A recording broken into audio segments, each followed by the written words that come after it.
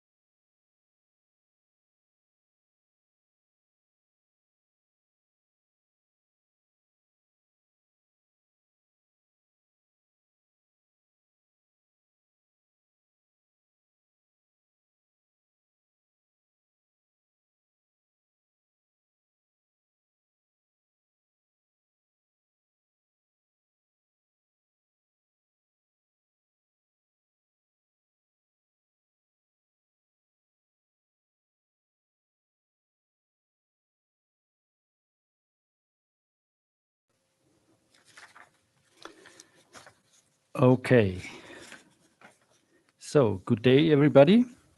I hope you can all hear me. My name is Frank Krumm. I'm working at WSL in Switzerland, and together with my colleagues, Andreas Rigling from WSL and Andreas Schuck from EFI, we are the editors of the book publication, How to Balance Forestry and Biodiversity Conservation, a View Across Europe. And at the same time, this is the title of this webinar.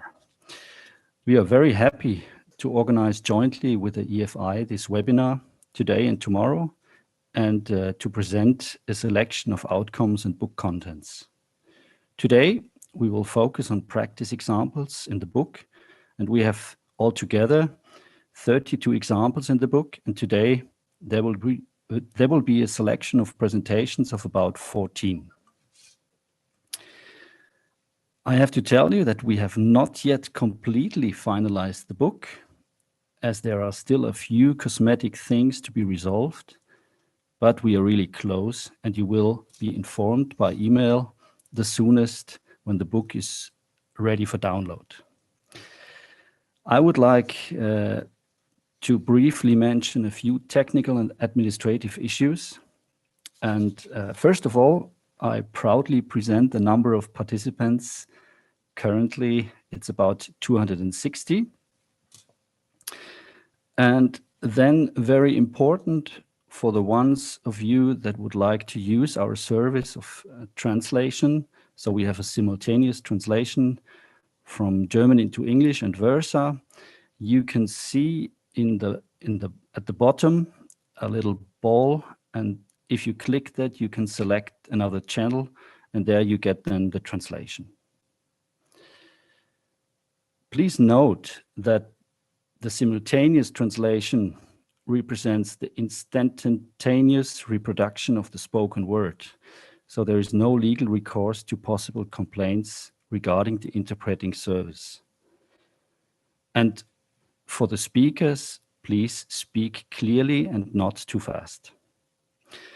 As soon as you have a question, please write it by clicking in the Q&A, and the moderator will curate and read them. The chat, however, will be disabled during the webinar.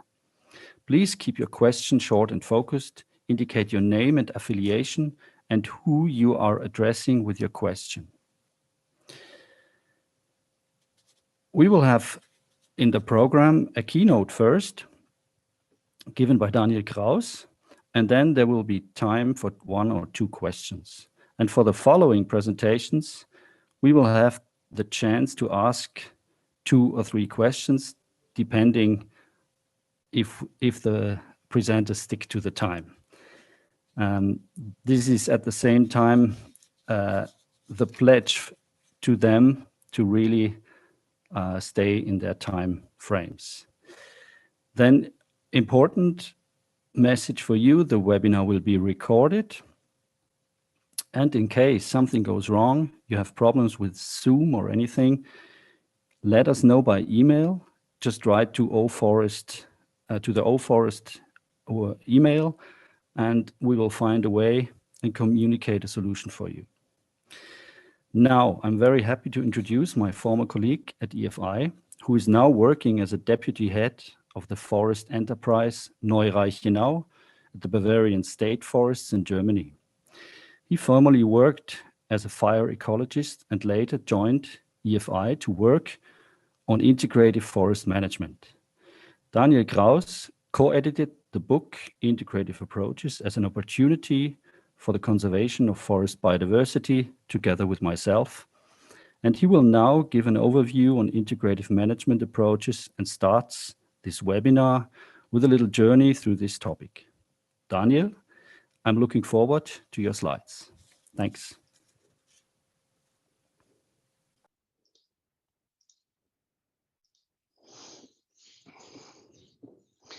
So, thank you, Frank, for the kind introduction and also for the opportunity to speak.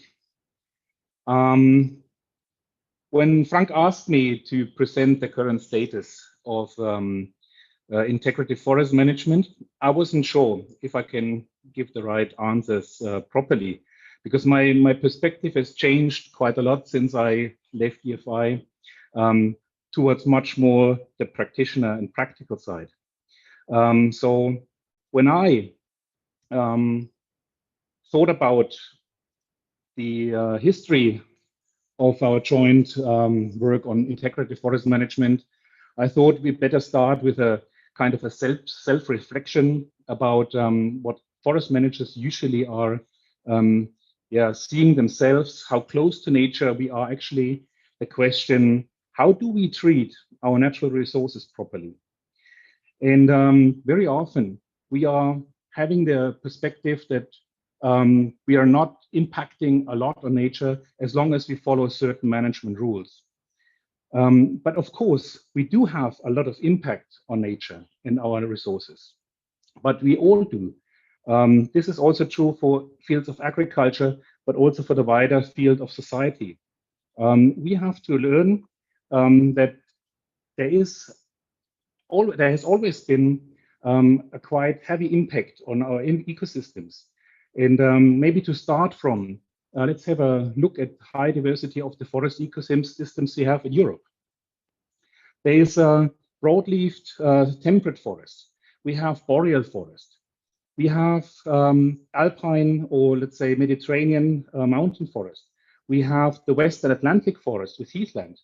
We have an unproductive borderline forest. We have high alpine mountain forest. We have the Macronesian Canary pine forest. We have swamp forest in the east in flat terrain.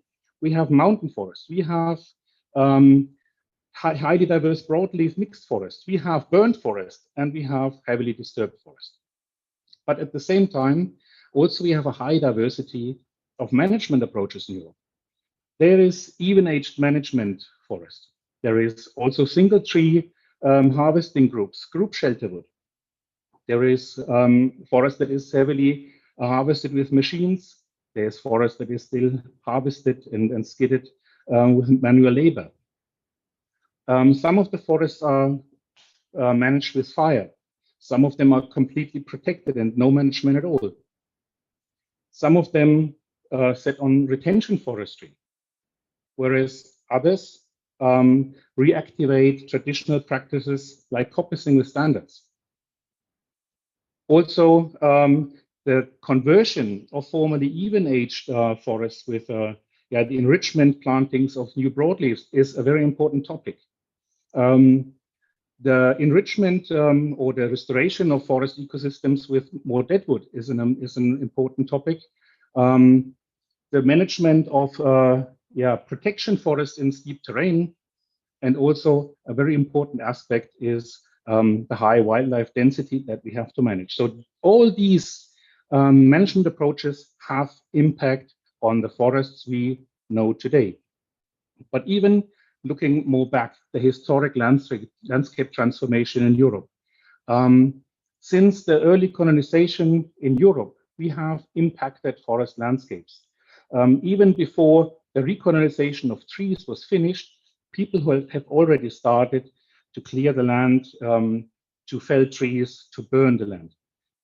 Here are some historic photographs, how deeply involved our ancestors were in transforming the landscape.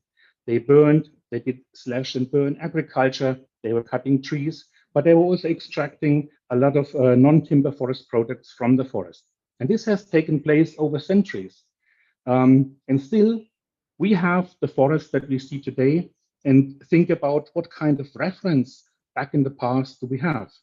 The product today is a historical landscape, a cultural landscape that comes from the history. This is just one example from the area where I'm from. So you see the forest, you see fields, you see vineyards, you see ponds, you see grassland. So this is a very diverse mix of the landscape mixture. And this is the next question: what happened outside the forest in historic times? This is a very important aspect for me, because as you have seen, there has been a lot of things going on in forest. They have changed, they have been transformed a lot.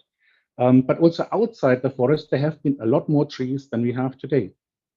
The borders between forest and the other land were not as clear and not as stark.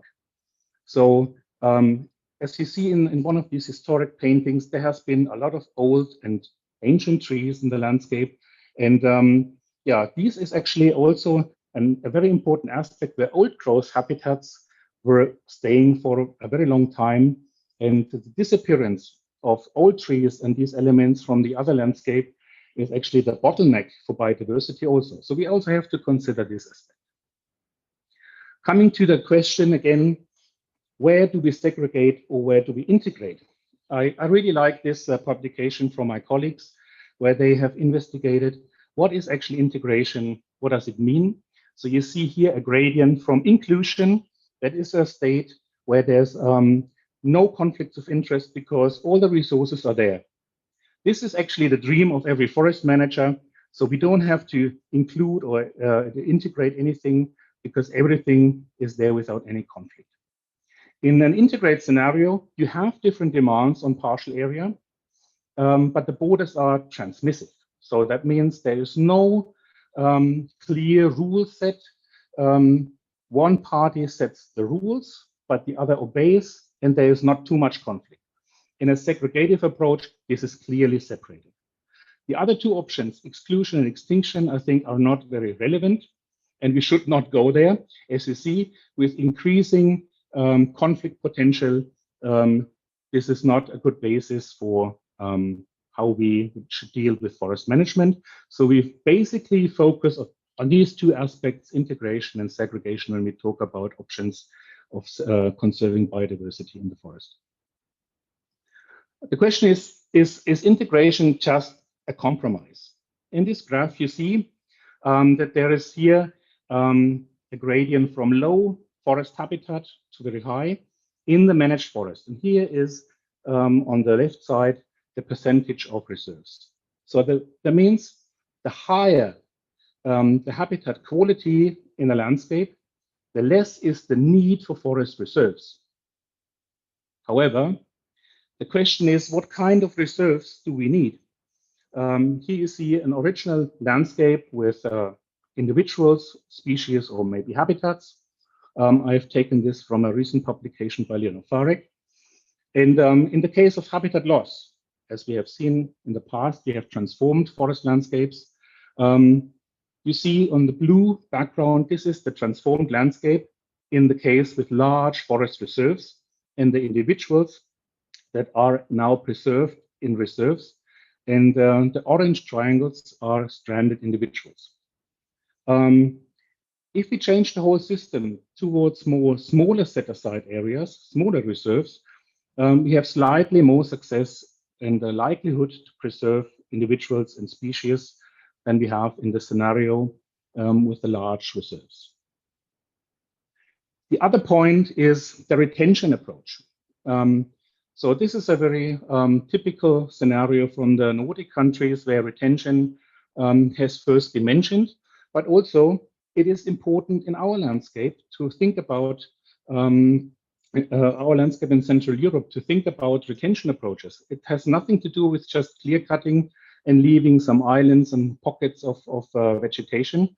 We also have to think about, in our close to nature management, where we can retain attributes like deadwood, habitat trees, old growth islands, etc. And also, when we have a closer look at those integrative landscapes, we need to think what can be restored, what has actually disappeared from the landscape. It is very clear that in our management approach, we have lost many aspects of the old growth side because we are not actually having a lot of forests that can die and end their natural life cycle, because we're harvesting, we're maintaining forest productive, we're harvesting and not having a large percentage of old development stages in forests. So we need to restore and reintegrate these aspects to the managed forest. And that is the challenge for today. And there's another challenge that we have not yet discussed when we did the Integrate project. The aspect of more ecosystem services than just the dualism between conservation and timber production. We have today much more and pressing services that are coming up, like the sequestration of CO2 in the forest ecosystems. We have the production of oxygen, the retention of water and production of clean drinking water, the cooling effect of forest ecosystems, which is becoming more and more important, and the provision of fibers and timber, and many more. So this is something we discuss a lot, and how to maintain forest ecosystems healthy. But what happens next? Is such an ecosystem still providing ecosystem services? And how do we deal with these new aspects as forest managers? So here we come actually to something that I have thought a lot about during my time as a fire ecologist. And this is the aspect of the resilience of ecosystems. And if you have a look at this nice graph from Holling that I really like a lot, because it represents very much the model that I was using when I think about forest. So adaptivity and resilience actually has nothing to do with just balancing somehow stability and change. It is more about understanding that stability and change, massive change, interact paradoxically, and they stabilize each other. So that means, more or less, when we see forests dying, old growth forests disappearing, that is a very necessary step for reorganization. And we all, as forest managers, we all know that during reorganization, that means during early stages of forest development, sometimes nothing's happening after a disturbance. So we think we have to plant quickly, replant the area.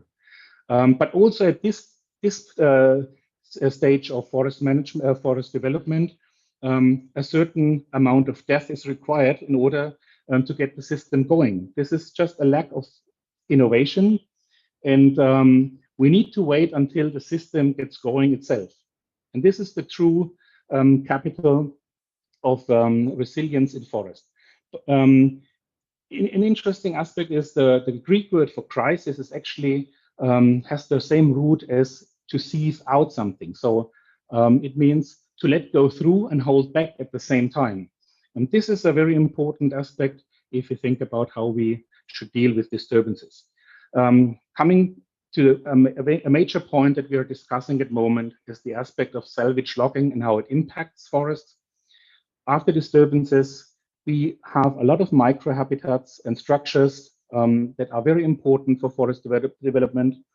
And at the same time, biodiversity is depending on these structures.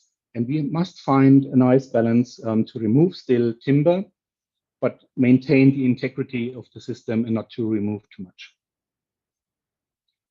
So in the end, there's something we have to consider from tree scale over stand scale to forest scale. How should we maintain the forests and integrate all the aspects that we've been thinking about? And the theory is all there. Now it's a matter of the practical implementation. And I'm just repeating, we should reserve what cannot be replaced. That means don't be too shy. If you have valuable forest pieces and patches in your area, set them aside for management. They're really valuable. We need the forest dynamics in there. Also, if they're disturbed, also if they really break down and need to be reorganized and develop something from themselves. Then very important, we need to retain what we have. Speaking of deadwood, speaking of habitat trees, structural linear structures in forest, riverine forest, this is a matter of retention. And the third thing is to restore what is missing. And I think there will be a few really nice examples today where we can learn about how to restore. That can have totally different aspects, from burning a forest. It can be rewilding. It can be creating high stumps with a harvester. But it can just be easy things like accumulating deadwood after harvesting. It makes a very, very big difference. So this is the state of integrative management as I see it as today. We still have to do a lot in terms of resilience and adaptivity in our forest, but I think we are actually close to really implementing something on the overall area if we consider all these aspects. So thank you, and I hope I did it in time.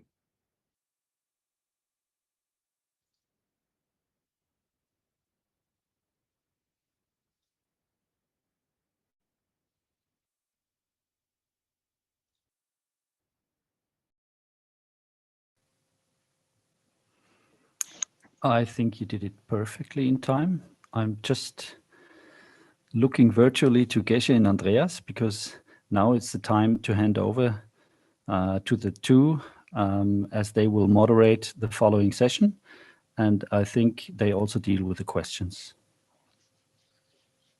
That's correct. Actually, Andreas is in charge now, but while he's getting ready, I can already ask the first question that was coming in the chat to you, Daniel. It's a very long question, so I'm going to keep it short. The question is coming from Irem Tufekijolu, and we're talking about a forest ecologist and PhD candidate at a Turkish university, Hacettepe University. And the question is regarding integrated management approaches for shrubland vegetation. Is that possible from your perspective? So first of all, I'm not a specialist in shrubland vegetation management, but I think the question is quite interesting, because it's very similar to many things I've seen as a fire ecologist in Mediterranean landscapes.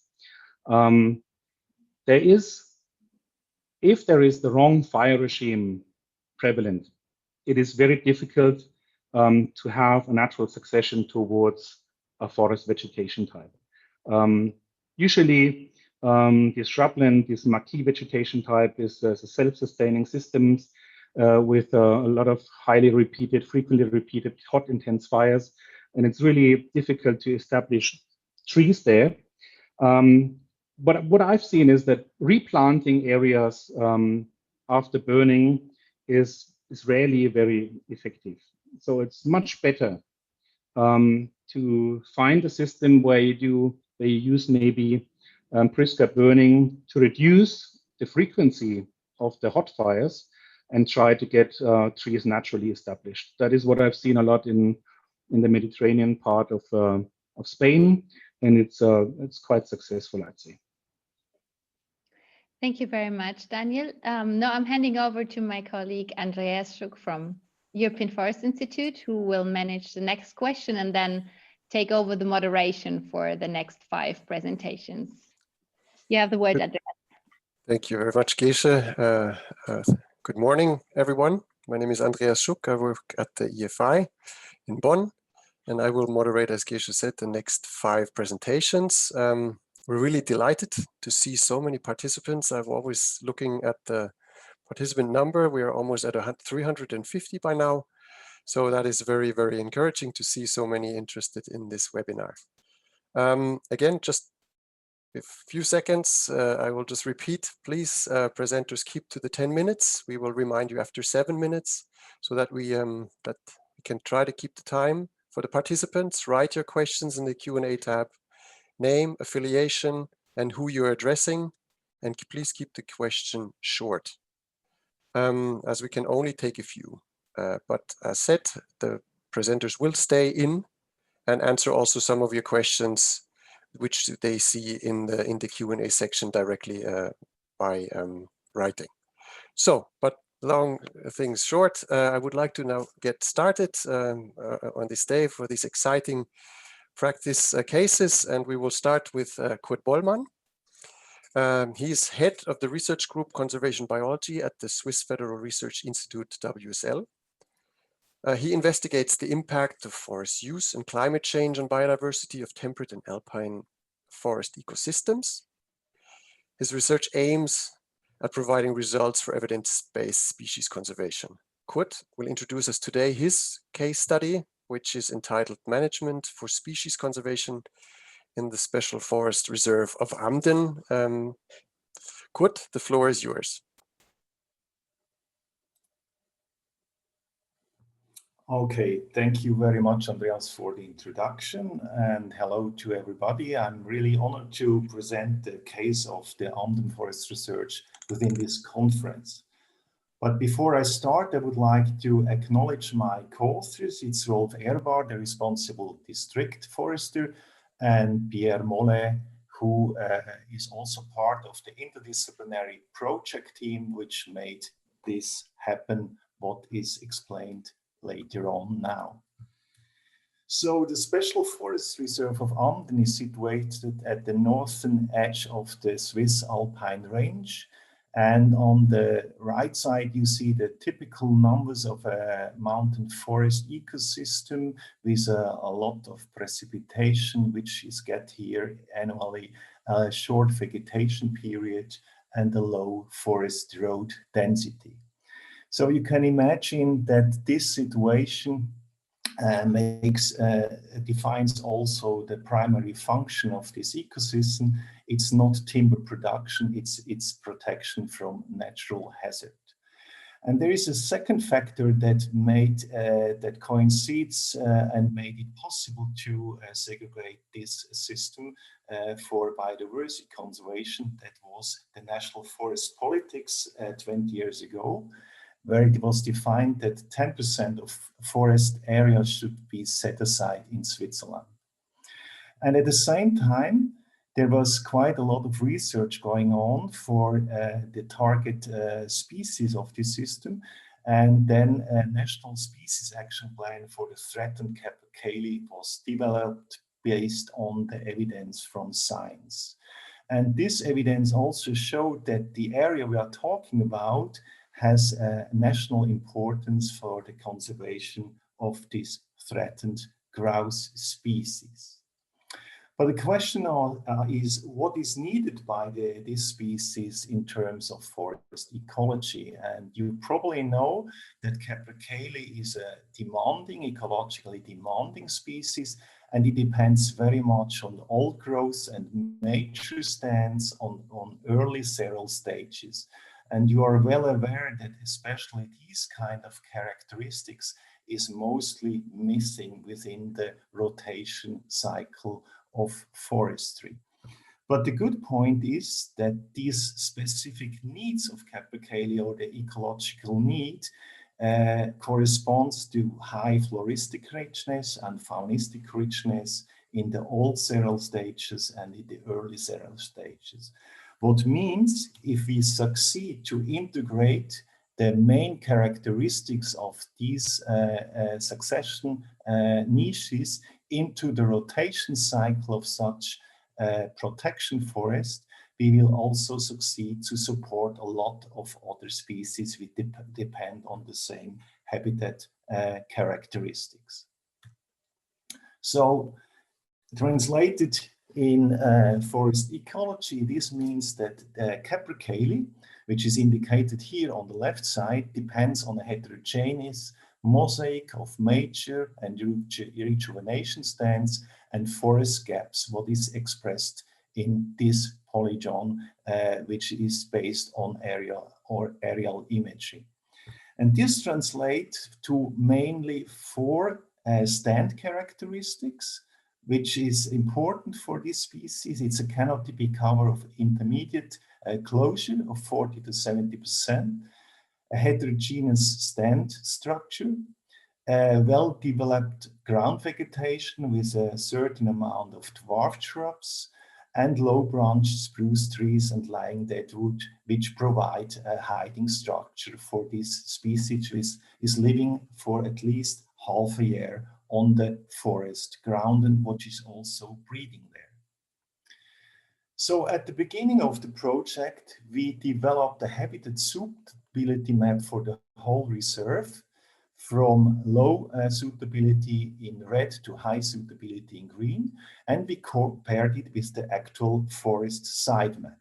And out of this comparison, we defined 12 test areas which are representative for the overall situation which can be found within the forest reserve, and they are called Weiserflächen in German. And these test areas were used to derive the measures that should be taken to increase habitat suitability, but in our days they are also used as basis for a target-oriented evaluation of the effectivity of the measures that have been taken. But what is the need for habitat restoration in our system? What kind of measures have to be taken?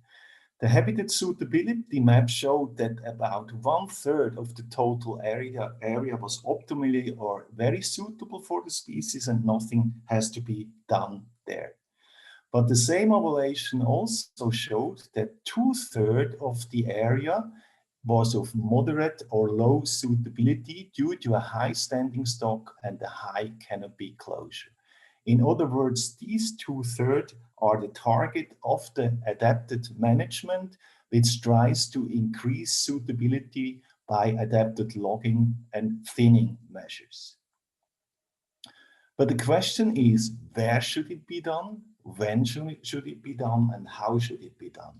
And that was the reason that we developed a habitat assessment form with 4 winter habitat characteristics of the species and 4 summer habitat characteristics. And this assessment form was developed in an interdisciplinary team of foresters, ornithologists, and ecologists. And what we did there is that we assessed each of the 8 factors, and if it is above the average situation or below the average situation, how it will develop in 10 or 50 years without management interventions. And you see, this factor develops positively, while these 2 factors are expected to develop negatively. And in total, by this assessment, which has been done for all the 12 test areas, we were able to define the urgency of the measures, the priority, and the reasonableness in the sense of sustainability of the measures that have been taken. So the question now is, after 12 years of management, what has been achieved? So the area has been defined as a special forest reserve in 2006, and the evaluation took place in 2017. And what you see here is for a part of the reserve, the suitability in 2006, then all the measures that have been taken in blue for the different stands, and the result 11 or 12 years later. And what you see is that the amount of suitable habitat, which is indicated in green and yellow color, has improved compared to the start situation. In total, you have 3 more minutes just to let you know. Thank you. In total, for the entire forest reserve, 23,000 cubic meters of timber were cut, and 20% of that cut timber is left as laying dead wood in the system, because we will also want to support saproxylic organisms. Then the habitat suitability improved on 18% of the total area within the 12 years, and the suitable to optimally suitable habitat has increased by about 10% compared to the start situation. And the evaluation also showed that stand structure and ground vegetation could be better improved than food availability, which reacted less than these 2 factors. On the target species side, we could show that capercaillie uses restored stands soon after the intervention, but the number of capercaillie in the study area has remained stable, which has been shown by DNA analysis. The reason why it did not increase so far is not clear yet, but we expect that climate change and human disturbance counteracts a little bit our improvement measures. But we have seen synergies with hazel grouse, three-toed woodpecker, and saproxylic organism in the total area by the measures that had been taken. So I come to the conclusion and final remarks. So the multifunctional management system is well established and works quite good, and it's a combination of protection forest management, reserve management, and production forest management. The interdisciplinary project team is very important, and was also important to train the different people, the staff that is doing the practical management in the area. The reserve management is not self-sustaining. It depends on public subsidies by 63%, and it supports the local forestry group by 60% of the annual needs. The area has strengthened the identification of the community with its forest and capercaillie population, and it is also has become an important site for knowledge transfer for mountain foresters, for game wardens, but also for students which visit this area regularly. And now this is just a personal remark. Single species management, as it has been presented here, is easy to communicate, but can be ecologically tricky. And it should be based on the broad ecological framing, for instance, on the umbrella or keystone species concept that has been shown to keep true for the capercaillie in the Swiss alpine mountain forests. And this is the positive aspect if you stick to a single species approach, that it has a broad ecological impact. Thank you very much for your attention and for listening. Thank you very much, Kurt, for this very interesting presentation. You kept the time as well. As said, we will move on to the next presentation right away, and after that there is options if there are any questions to then answer them. So the next speaker we are looking at is Ulrich Mergner. He is the head of the State Forest Enterprise in Ebrach, Bavaria, Germany. He implements integrative forest management in his enterprise following the Trittstein concept, or stepping stone concept to translate it, of which we will hear more in his presentation. He has also authored a book presenting this forest management approach. Just for your information, Ulrich will speak about learning from nature, integrative forest management in Ebrach, Germany. It will have English slides, but Ulrich will give his presentation in German, as far as I know. So Ulrich, please start your presentation, and we're looking forward to it. Okay, lieber Andreas, vielen Dank für die Begrüßung und Einführung. Andreas, thank you for the greeting and the introduction. Well, let's one back. Okay, vielen Dank für die Einladung, auch nun von den hohen Thank you also Schweizer for the Bergen invitation zurück in die from Niederungen the der fränkischen Alpine Mittelgebirge. Swiss mountains down to the plains. Deutschland Here in ist Germany. ein Land, das etwa 250 Germany is a Millionen country Kubikmeter Holz with about 250 million benötigt pro Jahr, cubic wood needs per year, nur ein Viertel davon selbst produzieren of kann. which only a quarter can be self-produced.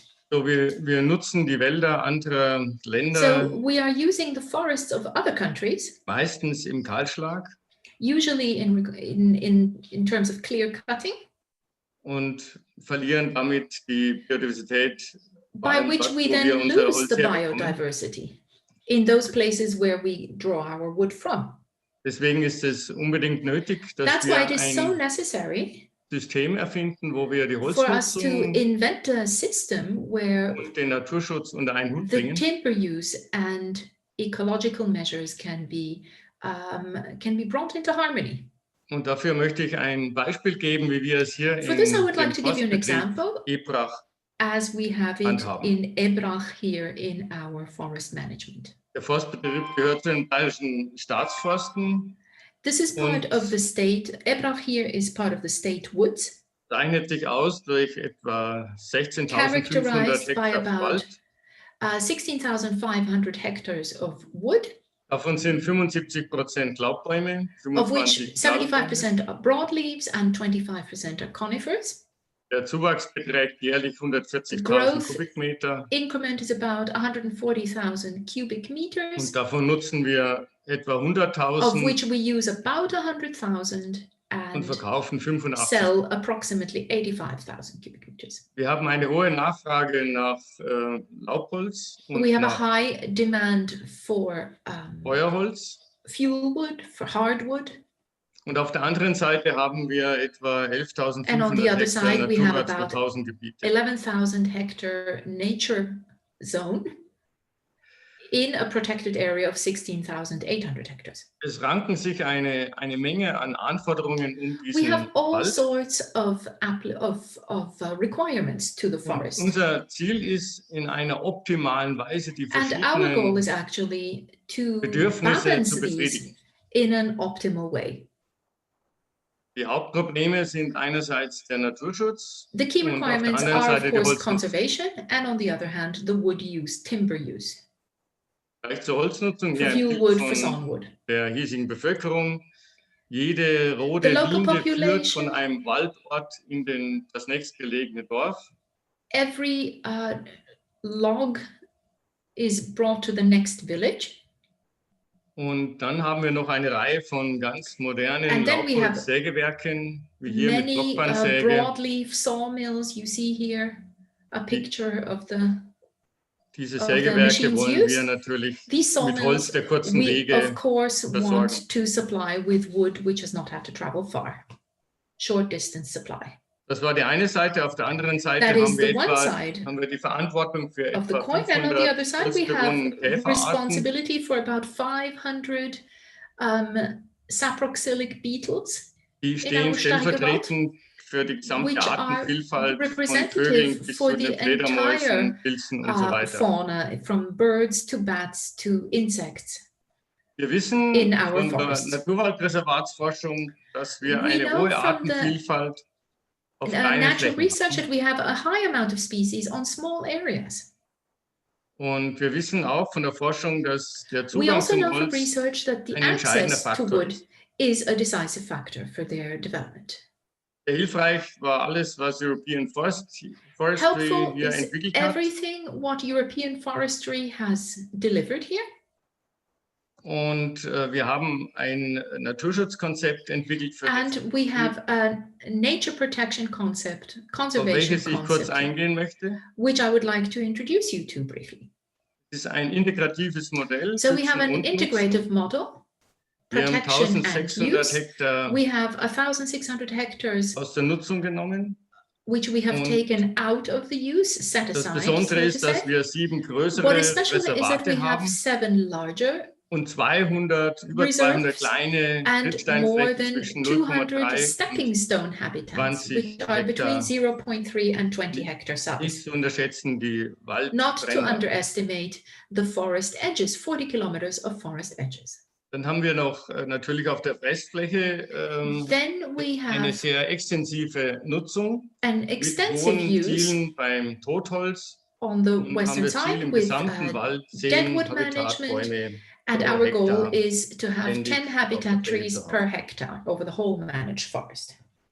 Habitatbäume sind ein ganz wichtiger Habitat trees Bestandteil. are very Nach important unseren component. Inventuren sind es rund 150.000, Based on our inventories, Bäume, we have about 150,000 habitat trees, die sich mehr oder weniger gleichmäßig verteilen über which are den Forstbetrieb. distributed more or less evenly over our whole Jeder Punkt managed forest. repräsentiert Every point represents Habitatbäume here auf etwa 4 Hektar.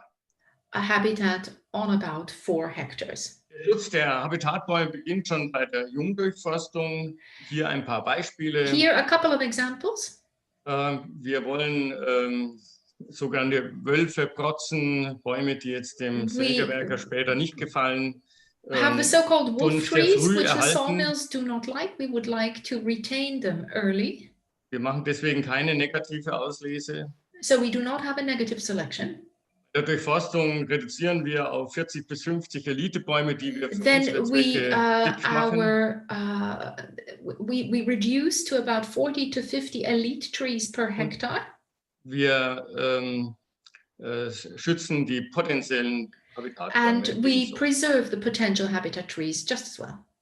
Und bei der Nutzung der Conservation Tagenbäume goal, müssen mindestens 10 Habitatbäume stehen bleiben, we at least 10 habitat trees per hectare have to remain standing um die Totholzziele zu erfüllen. Und in order to fulfill the deadwood targets. der anderen Seite And on the reichern other wir hand, Totholz an, indem wir we also increase the deadwood absägen.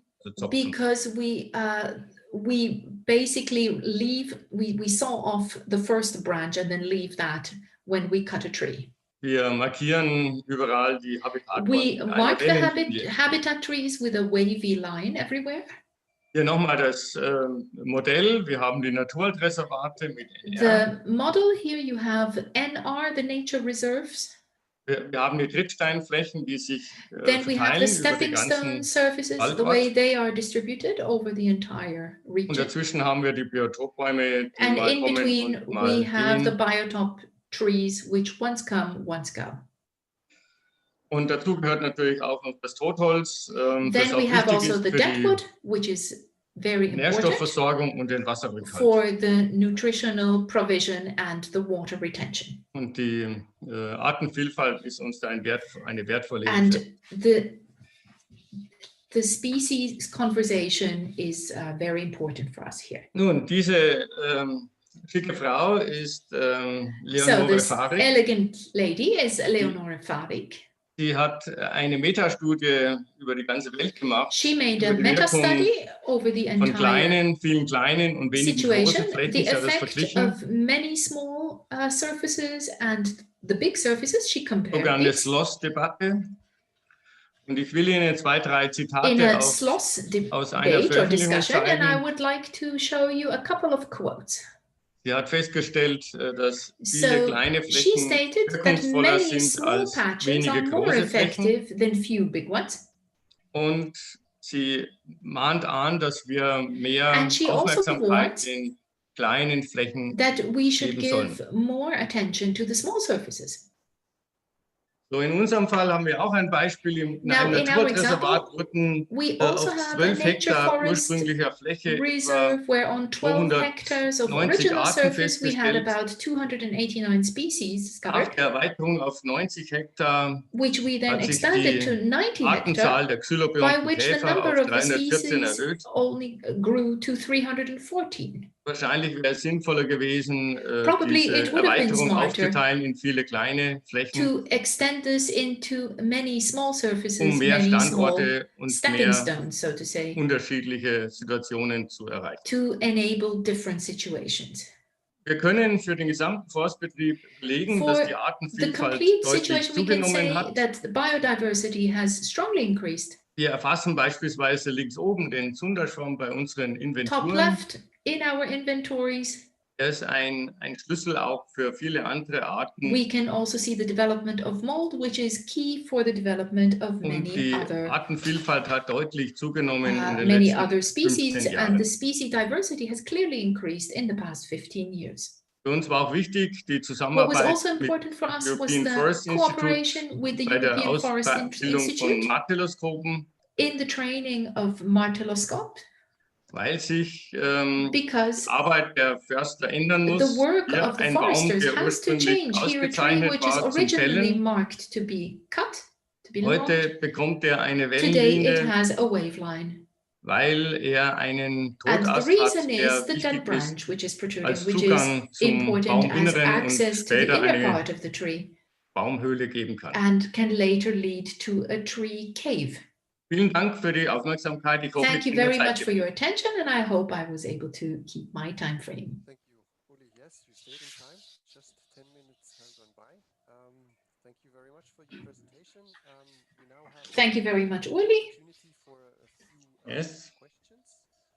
And I have one question here, which is from, I hope I can pronounce this correctly, Irem Tefeklucilu. And he's a forest ecologist from the university in Turkey. And his question is to Kurt Bollmann.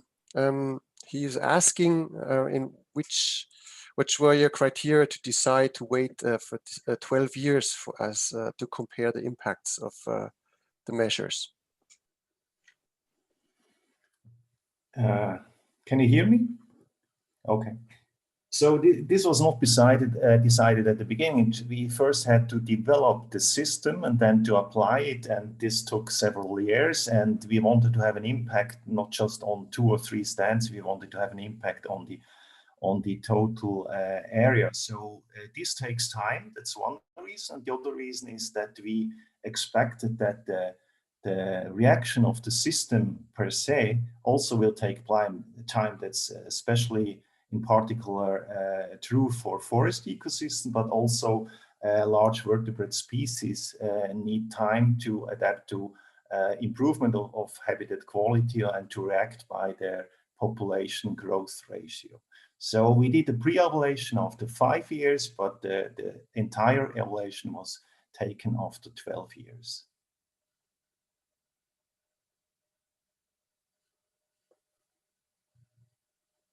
So thank you, Kurt. I always have to find the unmute button. Thank you for your answer.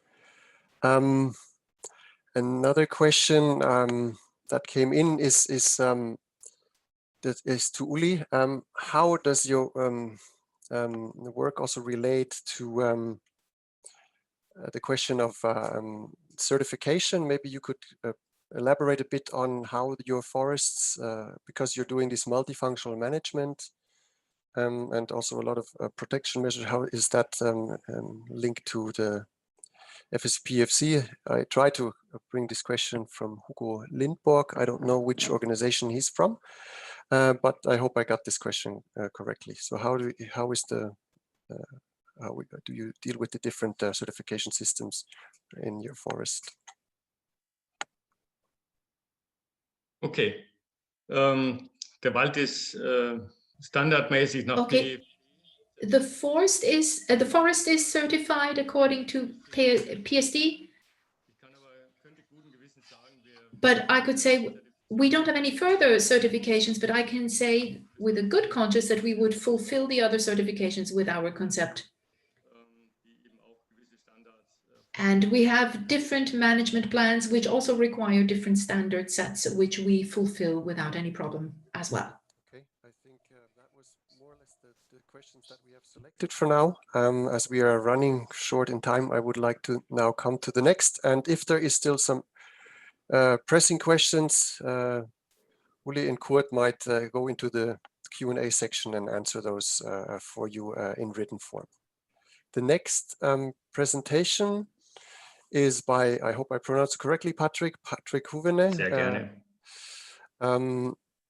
He is a forest engineer working for the Regional Flemish Forestry Agency. Since 2004, he has been responsible for the management of the public forests south of Brussels, of which the Sonian Forests and the Hull Forest are the most famous. He was one of the driving forces for the interregional collaboration in the Sonian Forests, which has led to the inclusion of parts of the forest to the UNESCO World Heritage List. He will tell us more about his work in the Sonian Forest today, and we're looking forward to that, Patrick. So the floor is yours. Thank you. Thank you. Thank you, and good afternoon, ladies and gentlemen. Everybody can see my presentation, I hope. But it's going wrong, something with my share screen, apparently. Redo that. Okay, this is better. Good afternoon again. And although Belgium is not a typical forestry country, I'm glad that I can present you a typical Belgian case. It's a bit typical Belgian case, not only because the Sonian Forest is really at the border of Brussels. The heart of the Sonian Forest is less than Patrick, 20 we kilometers. still cannot see your presentation. Did you press the I'm share sorry. screen? Could you try again? Oh, here we go. And now, okay. Now we have it. Okay. Okay. Thank you. Continue. Sorry. So I was telling that the Sonian Forest is at the border of Brussels. The heart of the forest is less than 20 kilometers away from the central marketplace of Brussels, the Grand Place. But you might also know that Belgium is a federal state, and the competence for forestry and for nature protection is given to the regions. And the Sonian Forest is the only nature domain in Belgium that is partly situated on all three of them. In fact, the management situation is even more complex than that. Parts are managed by the Royal Trust, by the city of Brussels, by different private owners, and so on. I'm not going into detail. Just for now, I am responsible for the Flemish parts of it here in light green, and the part of the Royal Trust in dark green. Being close to the capital city, the 5,000 hectare forest complex is also divided into smaller parts by road and railroad infrastructure, which leads to ecological fragmentation, to water pollution, air pollution, light pollution, and to roadkill. And the forest has a long and rich history, often related to the royal families that used it as hunting grounds while they were in Brussels, or connected to the religious history, to the abbeys that were built in the forest or on the border of it. Therefore, the forest includes many protected monuments and other forms of cultural heritage. Several of them have been restored in the last years, and the values of cultural heritage and protected landscape is a specific sensitivity we have to take into account as being forest managers in Sonian. Furthermore, the Sonian Forest is also a typical urban forest, as we welcome at least 2 million forest visits per year. These high numbers of visitors put a real pressure on the ecosystem, and they need their own infrastructure. And surely now with coronavirus last weekend, as the weeks before, all parking lots were completely overcrowded, as many other leisure activities are forbidden. A few more aspects then on the forest composition and characteristics. It is important to know that the forest was dominated for a very long time by beeches. That is proven by pollen records and by the analysis of charcoal pits, but also in archives where the Sonian Forest is well documented. Therefore, we know that since more than 600 years, the wood harvests were regulated, and beech was mentioned as one of the main species. Because of the specific management strategies, larger trees were kept standing for often more than 200 years. And already 500 years ago, there were a kind of set-aside areas, a kind of nature reserves, we could call them, but they were at that time mainly meant to serve as a safe place for the game that was hunted by the royals of the time. The cultivation of beeches was increased in the last 250 years in pure, even-aged stands on the loamy soils. Beeches grow up to 50 meters here, and the stands were kept really tight so that almost no understory could develop, which led to the so-called cathedral stands. In earlier days, this image was typical for the majority of the Sonian forest landscape. Today, forest stands are more open and more structured. We recognize 4 forest habitats based on the European Natura 2000 classification, where the left two, 9120 and 9160, are by far the most important. Smaller spots of the variants with hyacinths, 9130 and 91E0 in smaller valleys are also represented. The history of the high percentage of beech stands and larger trees all over the forest also led to an exceptionally high biodiversity related to beeches.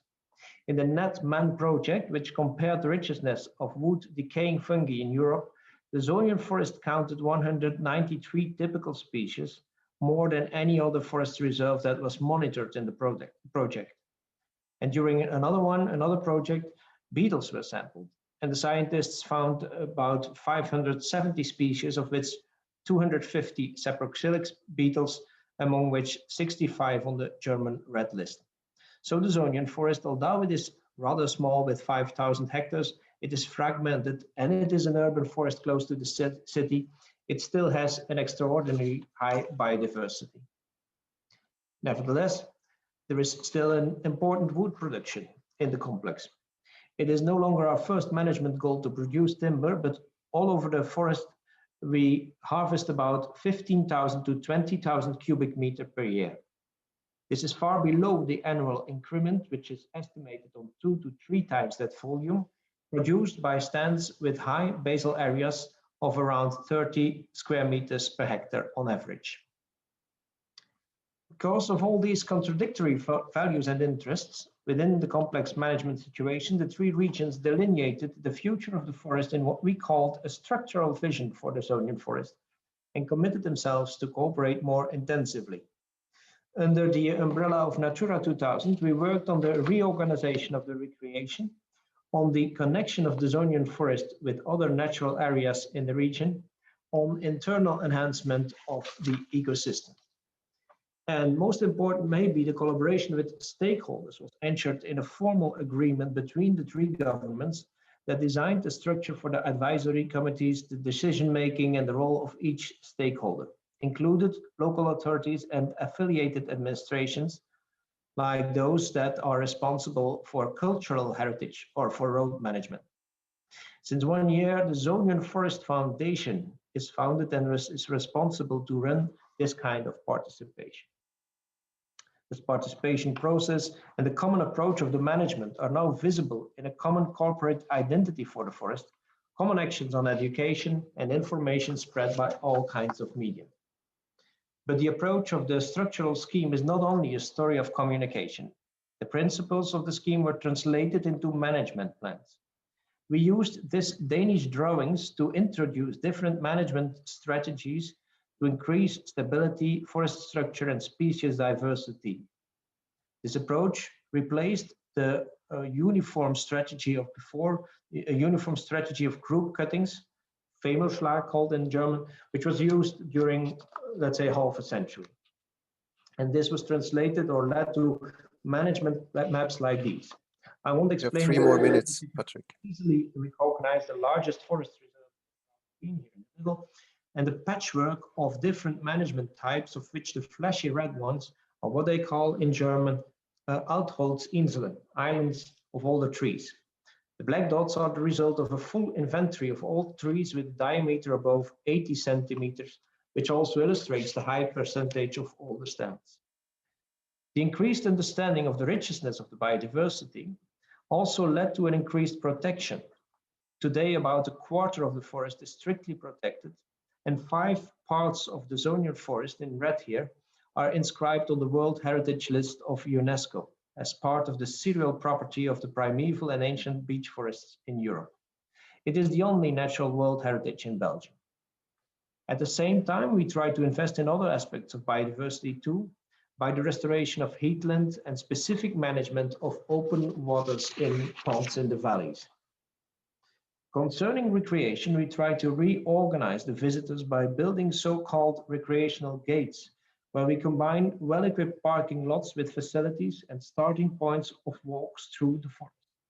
And at the same time, we are closing many smaller parking places in order to make the central part of the forest more quiet and better preserved. And we also invested lots of money and energy in the defragmentation of the forest, trying to reduce roadkill and to reconnect forest parts, as we did by those 2 green bridges on the screen, right, and by new tunnels that were drilled under the highways. Finally, we are actively working to reconnect the Sonian Forest with green areas around it. Building so-called green and blue ecological networks is done by active collaboration with urban planning and other policy domains. Just a word now on the follow-up of this approach. We believe it is important to explain continuously the management we are developing, both to our own staff and to the public.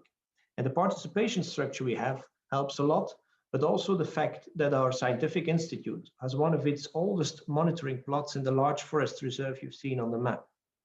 They are actually executing a new inventory, as they do every 10 years, and we are really curious on what they may find. We're even increasing our monitoring efforts, and we now developed an approach of yearly, rather simple but effective ecological monitoring to be executed by the foresters themselves every year.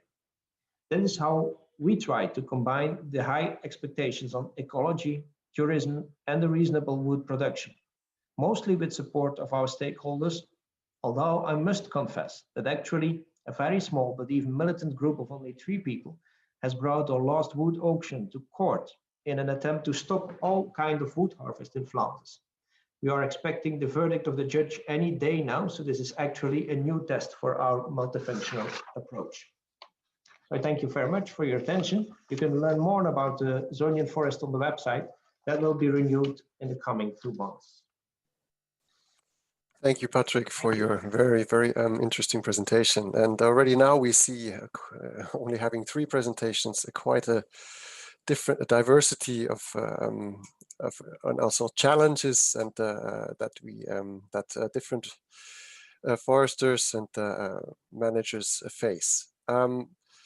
Also, you in the case of being in this vicinity of a large city. We will continue on with 2 more presentations, then we will have some questions. So the next is also our presenter Uwe Schölmerich, is the head of the Regional Forest Office in Rhein Sieg-Erft, in the state company Wald and Holz of North Rhine-Westphalia in Germany. Also, Uwe has similar issues to deal with, I guess, with like you, Patrick, as also the Köln-Bonn region. Lots of people recreating is close by. So today, that's why he will speak on the presentation will be forestry, nature and conservation, recreation, urban areas. So let's see what your challenges are, Uwe. And you will be presenting in German. Ja, hallo zusammen. Vielen Dank, Andreas. Ich hoffe, alle können die Folien jetzt sehen. So I hope you can all see my slides now. We're speaking about the forest administration in North Rhine-Westphalia. Above is the Environmental, Agriculture, Conservation and Consumer Protection Ministry with my colleague. Underneath, we have the domain of forest and timber, which consists of a central, which is the National Park Eifel, 15 regional forest management offices, of which one is the Regional Forest Rhein Sieg-Erft with 27 districts. What do we do? We're a regional forestry department. This doesn't exist everywhere. In Germany, we have in many states, we have a distinction between the state forest management and the agricultural chambers, etc. Here, everything is all out of one hand. We are the partner for the state government, and we manage 23,000 hectares of state forest, some of which are outside of our actually district. Then we are a forest service provider against a fee, which means the private forest administrations can request our support. And we're also forest authority. So we see to it that the regulations and the laws are maintained. And we advise the forest owners, particularly the small forest owners who only own small patches, in forestry questions. And we are also responsible for the distribution of subsidies, which currently is a great task.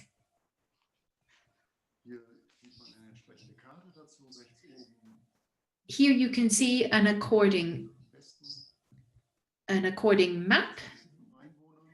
You can see here we have 18 million inhabitants and only 9,160 square kilometers of forest cover,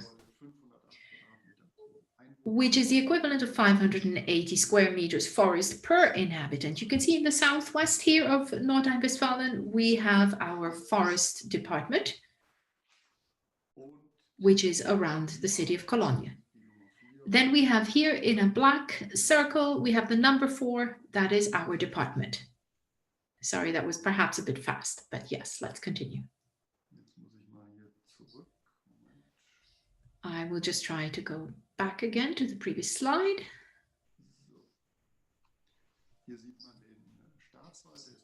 You can see here, dark green is the state forest, pale green are the forests in ownership of other owners, and the gray zones then are the agriculturally used surfaces. So we will be going here right through the state, and on the left-hand side, we have actually a long stretch of hills.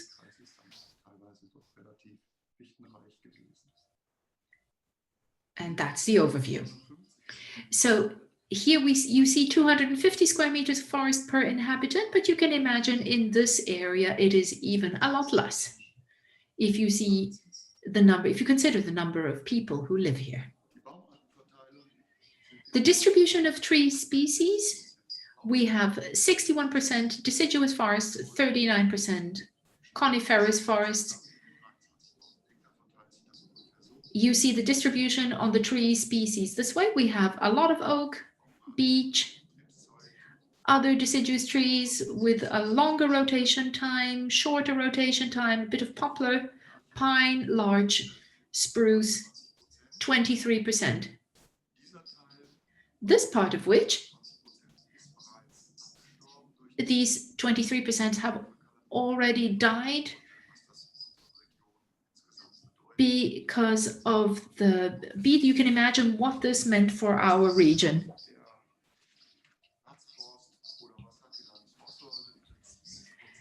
So what is the goal? First of all, to secure the forest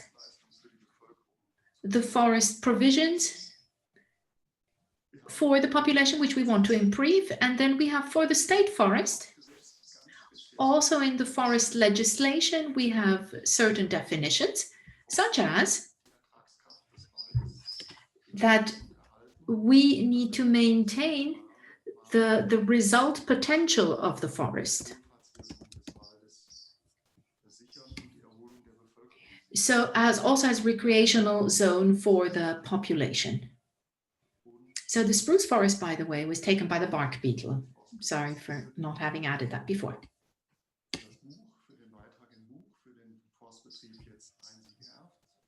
So for our contribution here as a forestry district, I have as a first factor resilience, which is very important for the whole climate contribution and stability factor. And then these 3 points, which you will see in the diagram down below, timber, wood production is actually not our most important function, but the recreational factor and the biodiversity, which are actually more important in the state-managed forest, state-owned forest than timber.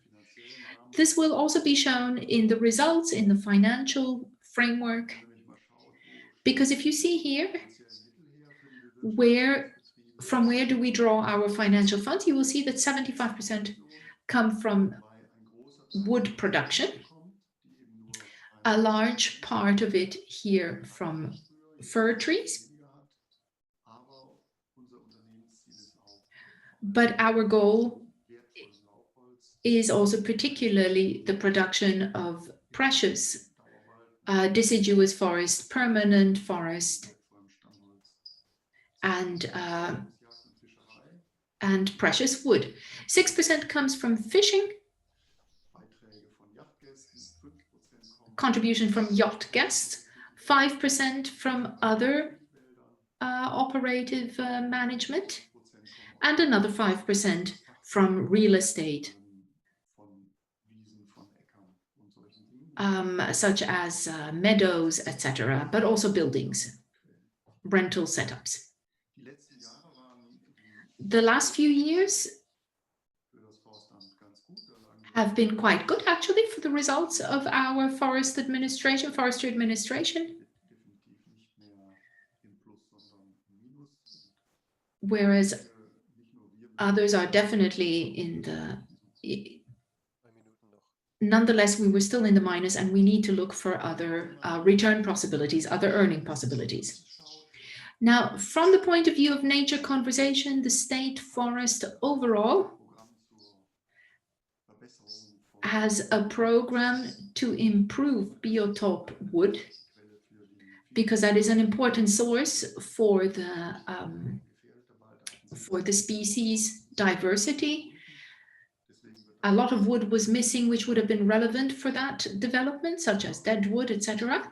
So we actively try to promote it, also to list this wood, to also define where the dead wood and habitat wood is available. The woodpeckers, the black woodpecker, bats, for example, the Bechsteinsbat, different types of beetles, which are very bound to dead wood, then different types of fungus, mushrooms,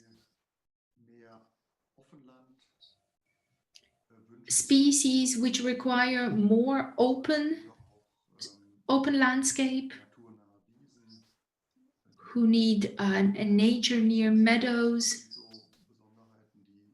These are specialties which are important for the conservation measures of our forestry work. How is this implemented? Of the 23,000 hectares, we have 160 square kilometers which are nature conservation sites. We have 75 nature forest cells without forest management since 1975.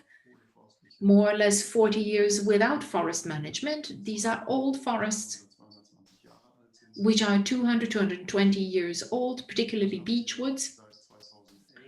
Then since 2011, we have 54 old forests, which we have isolated, so-called wilderness areas, where we want that they develop into wilderness. This is mainly beech and oak. These are forests which are about 120, 140 years old, and the project Xylobius mentioned, we've had a special nature conservation project over the last 6 years in the cotton forest, which was on the left-hand side of the state, which I showed you. And here we particularly attempt the protection of the oak forest. And another nature conservation project, which consists of a mixture of open and less open forest types. If we look into this region of cotton forest,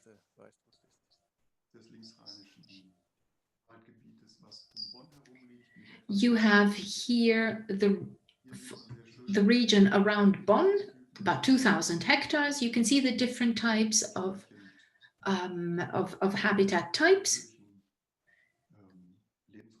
Green, the forest patches, which still give a sort of a natural life zone.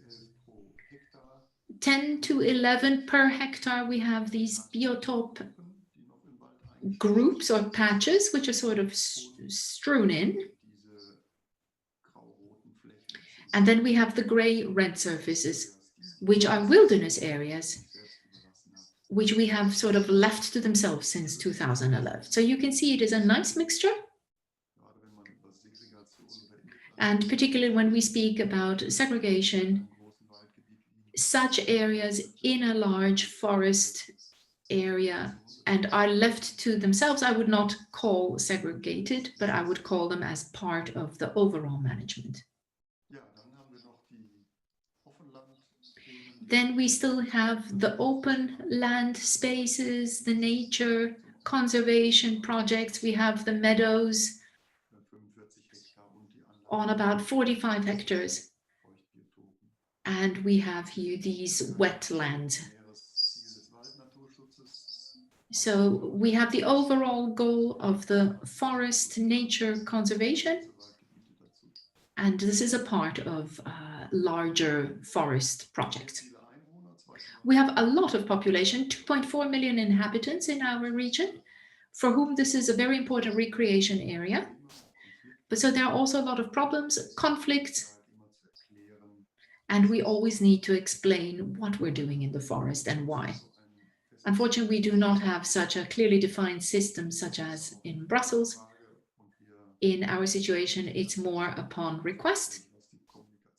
And in terms of communication, there is space for improvement still. Conflicts, I just have a couple of pictures on my slide. We have nature conservation regions with very strict rules for visitors, and at the same time, machines are being used in the forest.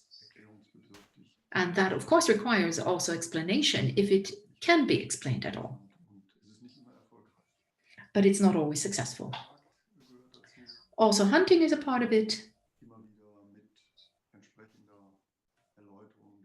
which also needs to be explained and taught to the people that they can understand that in forest development, forest management, we also need to see what the game is doing and maintain a certain balance. So you can see what we're doing. We have a lot of lectures, guided tours, groups which we guide through the forest,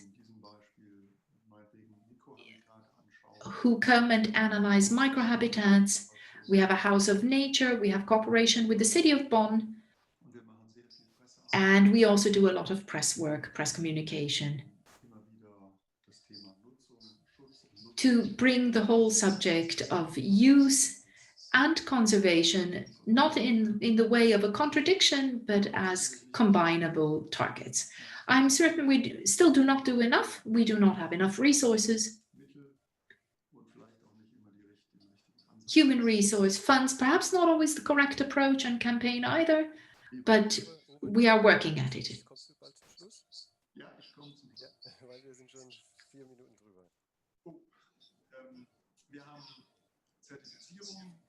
We have certifications. They are not sufficient in order to make forest management credible. Also here, more remains to be done.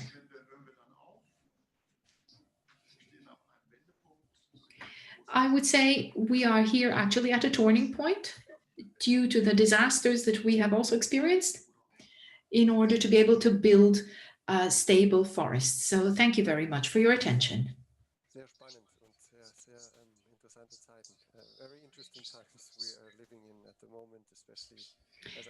Das sind sehr spannende Zeiten, in welchen wir leben. Ich kenne den Kottenforst sehr gut, ist nah an unserem Büro natürlich, und wir arbeiten natürlich sehr oft mit Uwe zusammen an vielen verschiedenen Orten. Gut, nun geht es gleich weiter mit der nächsten Präsentation mit Kristina Sever. Sie ist angestellt vom slowenischen Walddienst im Bereich von Silvikultur. Sie wird über die Pahernik-Wälder sprechen, eine Fallstudie aus Slowenien, im Besitz der Pahernik Stiftung. Kristina war vor einigen Jahren unsere Kollegin am Europäischen Waldinstitut. Kristina, danke vielmals. Ich überlasse dir, gell? I will share my screen now.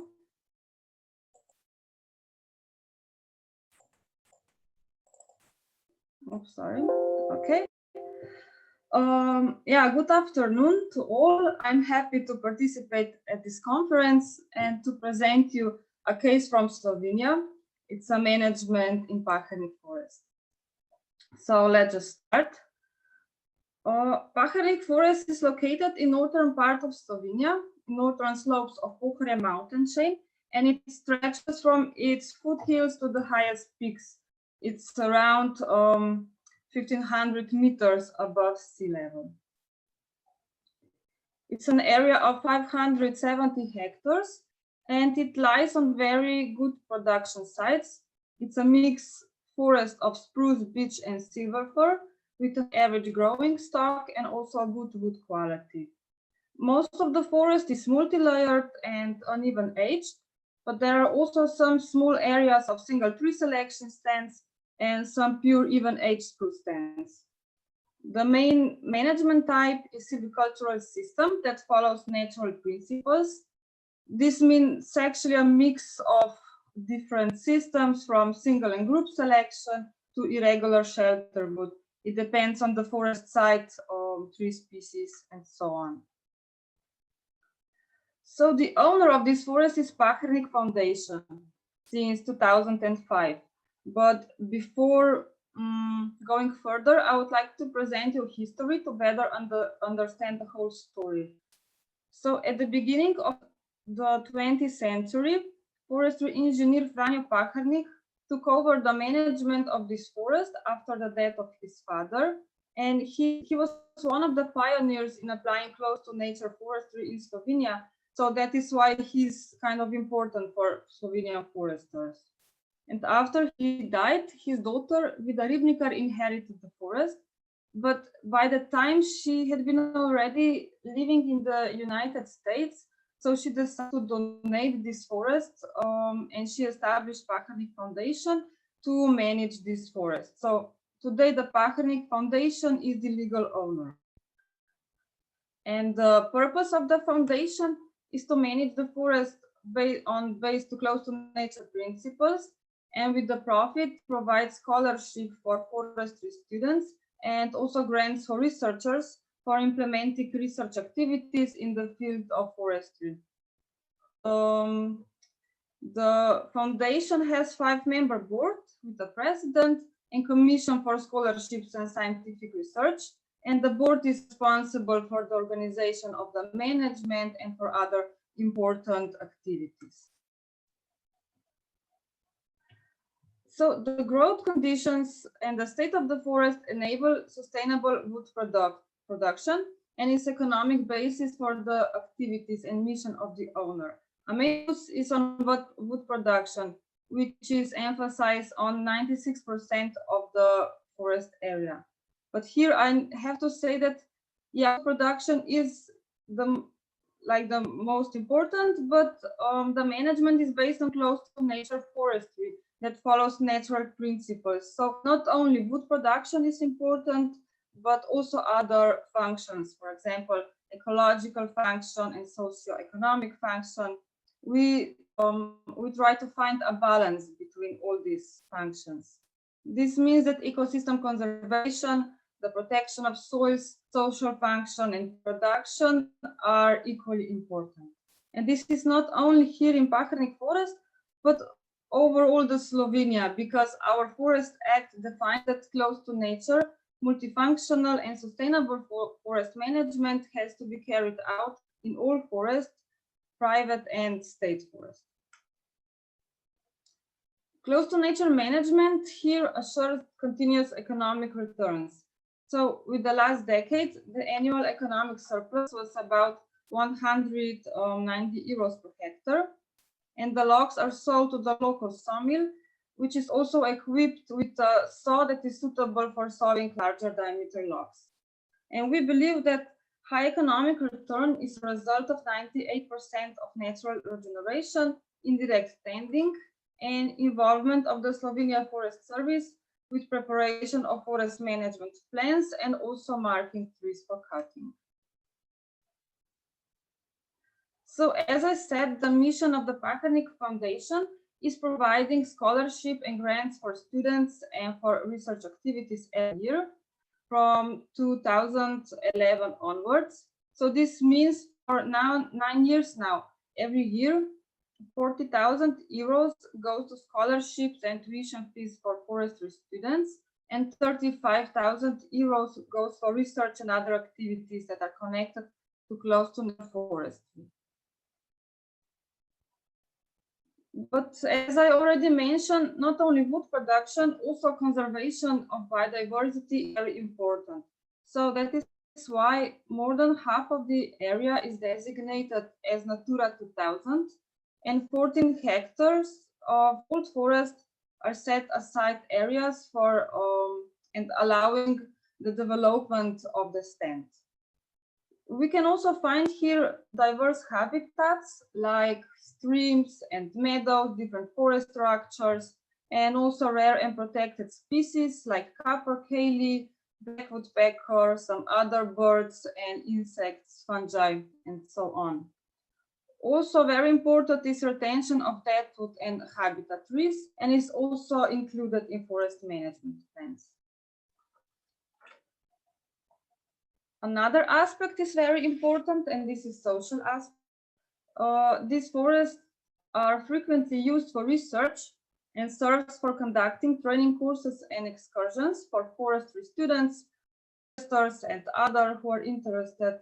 And this forest is also a part of Pro Silva exemplary forest, and also Martelloscope demonstration plot is located here. It's also important from historical and cultural point of view, since it's a good example of close to nature forestry practice here in Slovenia that was applied by the former owner Franjo Pahernik more than 100 years ago. And also we can find here some outstanding large and old trees, such as Pahernik spruce, for example. On the right, you can see that it's dimensions, and this spruce is one of the biggest in Slovenia and is therefore a tree of national importance. Here on the map of forest functions, you can nicely see how different functions intertwine between. 3 more minutes, Kristina. So the measures that are applied depend on the forest site, on the area. For example, where capercaillie is present, there are target measures that are applied to improve its habitat.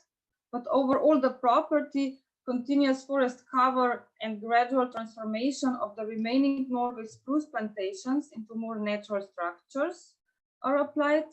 That's why only a part of the growing stock is cut, about 18%. Also, natural regeneration and indirect tending are fully implemented in the whole area. We maintain high growing stock and increment and favor complex stand structure and regeneration on the entire area. And also special attention is given to retention of habitat trees and deadwood. What are strengths and weaknesses here? About strengths, I've been talking basically the whole presentation. It's close to nature management, which mimics natural principles, the consideration of different forest functions into forest management, and usually natural uneven age and mixed forests have higher resistance to natural disturbances comparing with even age monocultures. And we are also facing some weaknesses or some threats. For example, low average amount of deadwood. It's less than 12 cubic meters per hectare, and this is mainly standing thin dead trees. So this is kind of a problem. And also in parts of the Pahernik property, there are still some pure even age spruce stands left as a remain of planting and natural succession on abundant agricultural lands. So these stands are being gradually transformed into more natural. So for the end, I would just like to mention 2 projects that are going on in Slovenia and are connected to today's topic. This is Life Systemic, close to nature forest sustainable management under climate changes, and Life Gemon is just ending actually. Life for European Genetic Monitoring System. So if you would like to know more about it, you can check the webpage. That's all from me. Thank you very much for your attention. Thank you, Kristina, for that. Perfectly in time, by the way. Now we've went through 3 presentations. We've collected a few questions which we can answer. We still have a bit of time before we go into a break of 15 minutes. I would start with one question relating to Patrick. There was a question from Dr. Devrim Semiza coming from the FVA in Freiburg. He was asking, following your presentation, if there is also any genetic monitoring research conducted in the Sonian forests.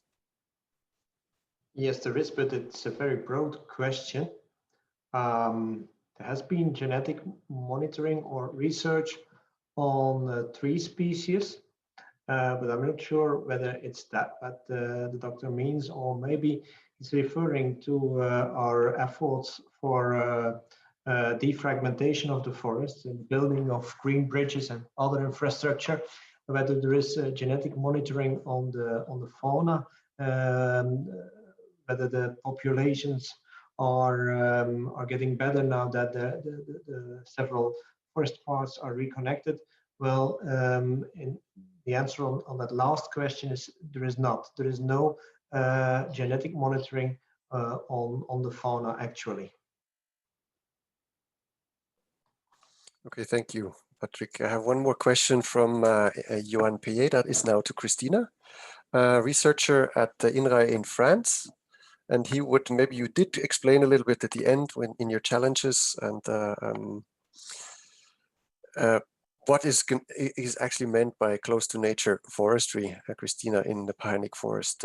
Is it only the irregular continuous cover treatment type, or is there further objectives, especially related to deadwood, which you also mentioned as a challenge, habitat trees and so on? Maybe you could elaborate a little bit on that, Kristina.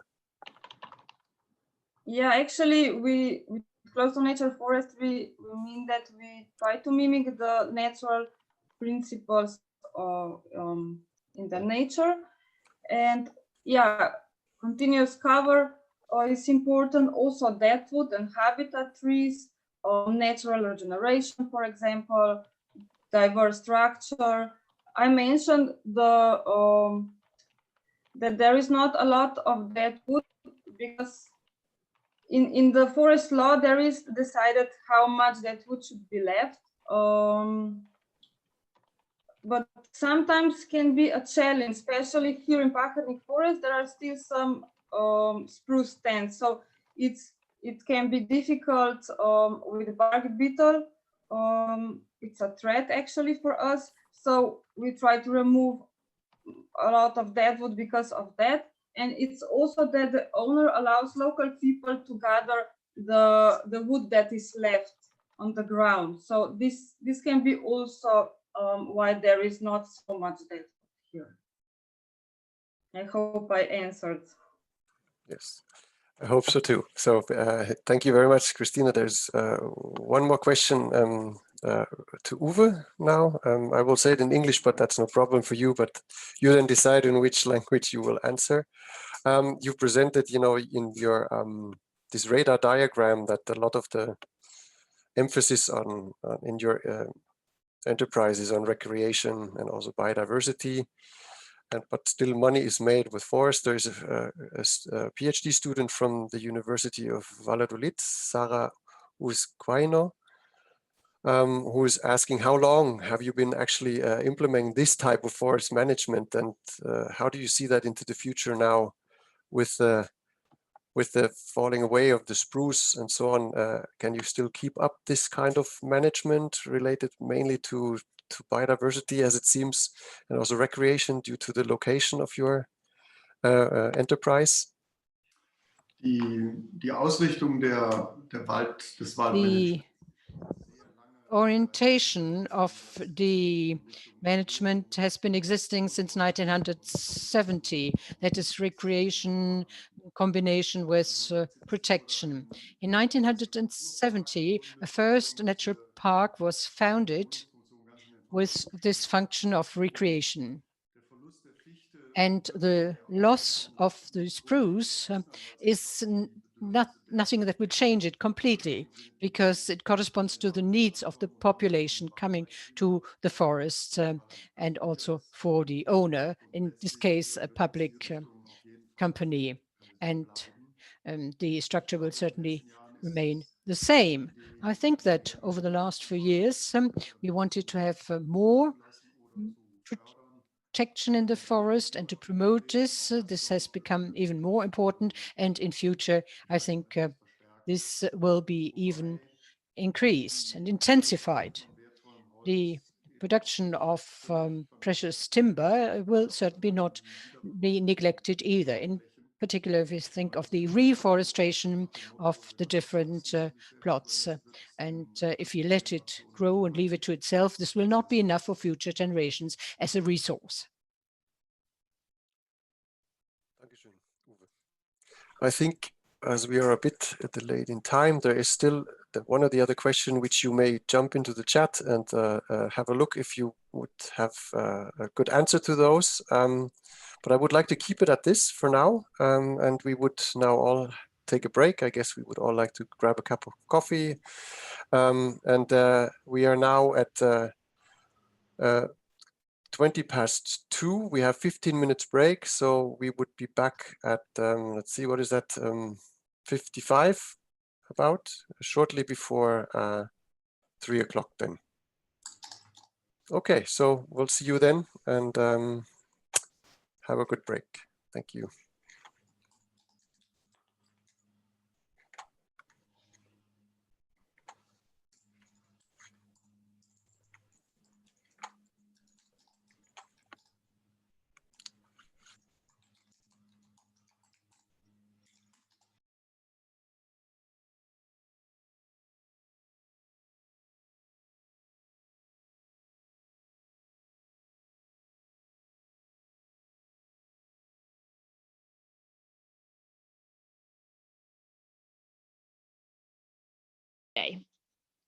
So it's great that you're all back. I would like to encourage you, and you've already been doing this very well, to write your questions in the chat.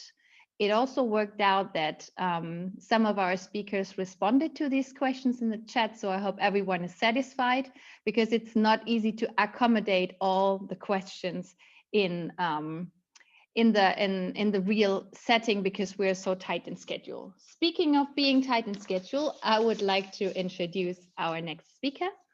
It's Laurent Larrieu. He is a forest advisor for the French National Center of Private Forest Owners, and he's also a forest ecologist at the National Research Institute for Agriculture, Food and Environment. His research focuses on biodiversity conservation in temperate forest ecosystems. Laurent, we are very much looking forward to your presentation.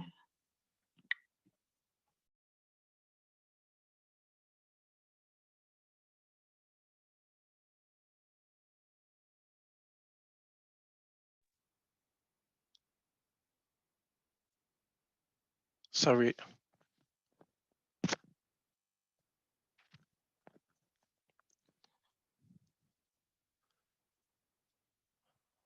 Sorry, do you hear me? We hear you. Oh, okay. Thanks. Thanks to introduce me. Good afternoon, everybody. I'm going to present you the case study of a private forest called Groupement Forestier des Montagnes Particulières de Hesse. Taking you to the southwest of France, in the foothills of the Pyrenees, or Central Pyrenees. This forest is dominated by European beech and fir, and Sever fir, and covers about 1,000 hectares between 600 and 1,900 meters above sea level. Laurent, yeah. Interrupt you, but are you sharing your screen? Yeah, I'm sharing my screen. I think so. I can try to check it. Please try it again, otherwise we can back you up. Okay. Presentation. Now Is it working? Yes, now it's working. Sorry. No problem. Oh. Perfect. Thank you. Go ahead, please. Okay. Okay.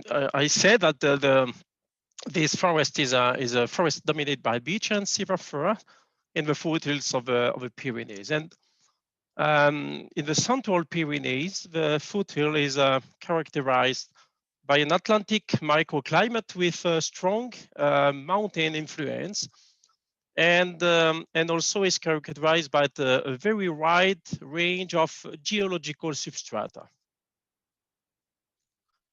This forest is ancient, as attested by the old maps we can see here, which date back to a period corresponding to a minimum forest cover in France. However, humans use the site and the surrounding for at least 16,000 years. A little bit later, pastoralism strongly impact the landscape because pastoralism shift most of the subalpine forest to meadows to provide grazing area for livestock. During several centuries, charcoal production strongly impact stand feature, even their tree species composition. During the 19th century, the former owner owned steel mills and used the forest for providing energy from timber, from wood.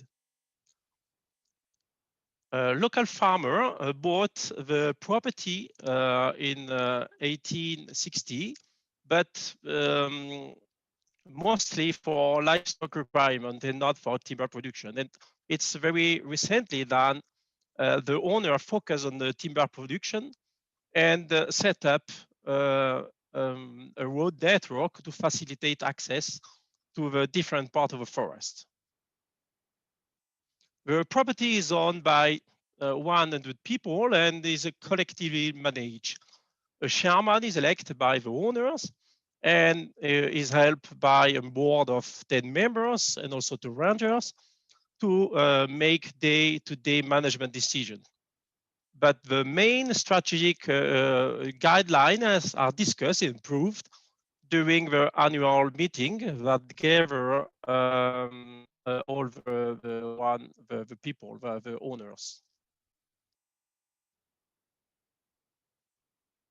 Management is multifunctional, ranging for providing grazing area for livestock, clean water for the community, recreation activities such as rock climbing, caving, mushroom picking, and also hunting, which is very important locally, and to providing obviously woody products.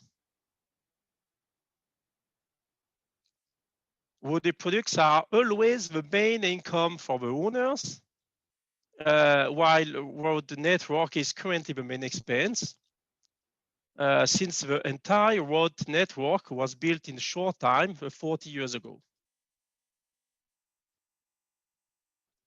The property is used as a study site since 2000.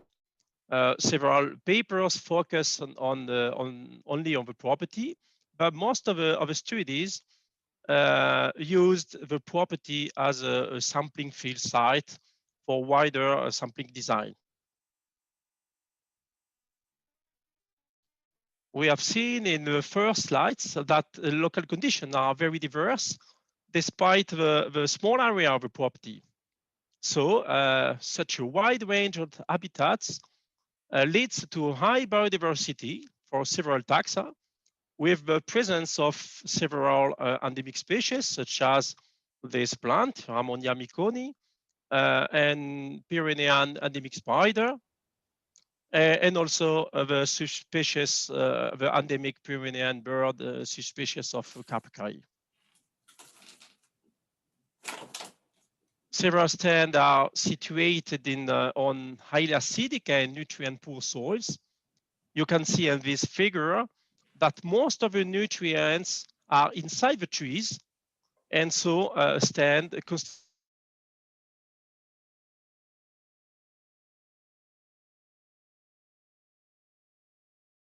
leads to a loss of nutrients for the ecosystem.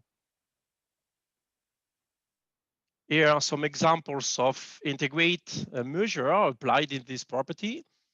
They range from measure to take into account the chemical fragility of these nutrient poor soils to biodiversity-friendly measures, such as retention of whole unharvested grounds, and also retention of low-yielding oak-dominated stands, which are very favorable for bats. Since we have local data that the property supplies a wide range of context, and also because management promote is multifunctional, the property regularly used for training a student, but also a forest manager and private owners. A martyroscope belonging to the European network was set up in 2016. It is intended for training board members and rangers of the property, but also to train forest managers and students. So we hope this property will amplify consideration of biodiversity and climate change in the future. However, it's not very easy to quickly and dramatically change practices in a private forest when the owners are of peasant culture and have only recently discovered forestry. Thanks for your attention. Thank you very much, Laurent. You will get the prize for the most in time presentation today. That's awesome. Thank you very much. And also the images accompanying your presentation were very entertaining. So I'm sure there'll be interesting questions also later on. But we'll have one more presentation, then allow for questions afterwards. The next presentation will be by Momcil Panayotov. He's an associate professor at the University of Forestry in Sofia in Bulgaria. And he's teaching dendrology, but he's also doing research in some of the wildest forests and forest reserves and national parks in the Bulgarian mountains. And his main interests are related to forest disturbances and natural dynamics. And he'll present today. Monty, can you please put the camera on because it's... Yeah, now it should be on. Okay, perfect. Okay, I can see you. I'll just briefly introduce your presentation, but I was worried that you wouldn't be there because I couldn't see you. So glad to see you. You will present on multifunctional forestry in Bulgaria, and in particular on the experience of state hunting unit Dikshan. I'm not sure if I pronounced that correctly. Mm-hmm. Looking forward to your presentation, Momcil. So yes, hello everybody, also from me. Now I'm going to try to share my screen. I hope I can share it well. Let's see. Do you see my screen now? Perfect. Okay. I'm going to present you a bit about multifunctional forestry in Bulgaria, the experience of state hunting unit Dikshan. Very shortly about Bulgaria and our forest. This is the territory of Bulgaria. We are just north of Greece and west of Black Sea. And from the map and from the data that I show here, you can see that we have about 4.2 million hectares of forest, of forested area actually, of which 3.86 million are classified as forests. This is about 1/3 of the territory of the country. And most of these forests are concentrated in the mountain regions, which are mostly in the central part of Bulgaria. This is the Stara Planina mountain, or the Balkan mountain, another name, and the southwestern part of Bulgaria, where we have several big mountains. We have quite high diversity of species, about 4,000 plant species, of which persons are trees and shrubs. This is my specialty, that's why I speak about them. And we have quite high estimated standing wood volume of the country. Luckily, we don't use all of it. In terms of protection of nature, we have 3 large national parks, 11 nature parks, 55 strict reserves, and about 34% of our country territory is designated Natura 2000 sites, which actually is about 60% of our forests. So you see that we have quite large territory of Natura 2000 sites in our forest, which we have to manage now. I'm going to speak about an example which is quite typical forest enterprise in the southwestern part of Bulgaria, at the corner of the Rhodope Mountains. This big green spot down here is the Rhodope Mountain range. Generally about the management of forests in Bulgaria right now, we have large state forest enterprises. There are 6. And in them, we have smaller forest enterprise units, which we have different management purposes. The national parks are in a different management area. They are governed by the Ministry of Environment and Waters. Our example, as I said, is in the Southwestern Forest Enterprise, which manages the forest in southwestern Bulgaria, which are now kind of circled with this yellow rectangle. You can learn more about these forests in the Southwestern State Forest Enterprise from their website. They have quite good GIS-based website. You can see the link in red here. And there you can click and see which zones are reserved, managed reserve, national parks, all kind of information is uploaded up there. So now about our state case study. This is the territory of State Hunting Unit Dikchan. You can see very close a big dam, Yazuvir Dospat. What you can see here with the hatched are the Natura 2000 sites, which overlap with the territory of the enterprise. And on the top of the enterprise, you can see one light green, which is actually, this one is a strict forest reserve. The total territory is about 20,000 hectares, a very diverse territory from low altitude to high altitude areas. The annual harvest, luckily, is not as high as the annual increment. It is much lower, about half of it. Most of the territory is state-owned, as is the case everywhere in Bulgaria. Most of our forests are state-owned, and the rest are community-owned, and very, very low % of private forest. We have one rather small compared to the other reserves in Bulgaria forest reserve. This is the Konsky Dol Reserve, which is a mixed beech spruce fir forest, and it has also a buffer protected zone. And as I said, it overlaps with the territories of 4 Natura 2000 sites. About the species, most of it are conifers, Scots pine dominant, Austrian pine, Norway spruce, silver fir, and then we have also beech and oak forests, and a little bit of other deciduous species. Very specific for these enterprises are the silver birch forest, which are not so typical for the other territories of Bulgaria. Just several images. This is looking south, and this mountain that you see on the horizon is in Greece actually already. This is the Bozdak mountain. And very close on the image, you can see mixed forests with silver birch and also coniferous forests. Another image with silver birch. This is just 1 week ago. Now they start to become very, very beautiful with this yellow color. Another image from this forest just 1 week ago made. And this is a typical landscape for the higher part of the enterprise, where we have mostly spruce forest. About the past is very specific for the region. They had very, very little management until the beginning of the 20th century. In the past centuries, people over this region were not interested in logging trees. They were mostly interested in sheep. This was the big business. So they cared only about sheep breeding, about slopes that were good for pastures, and these were mostly flatter slopes at the top of the mountain ridges.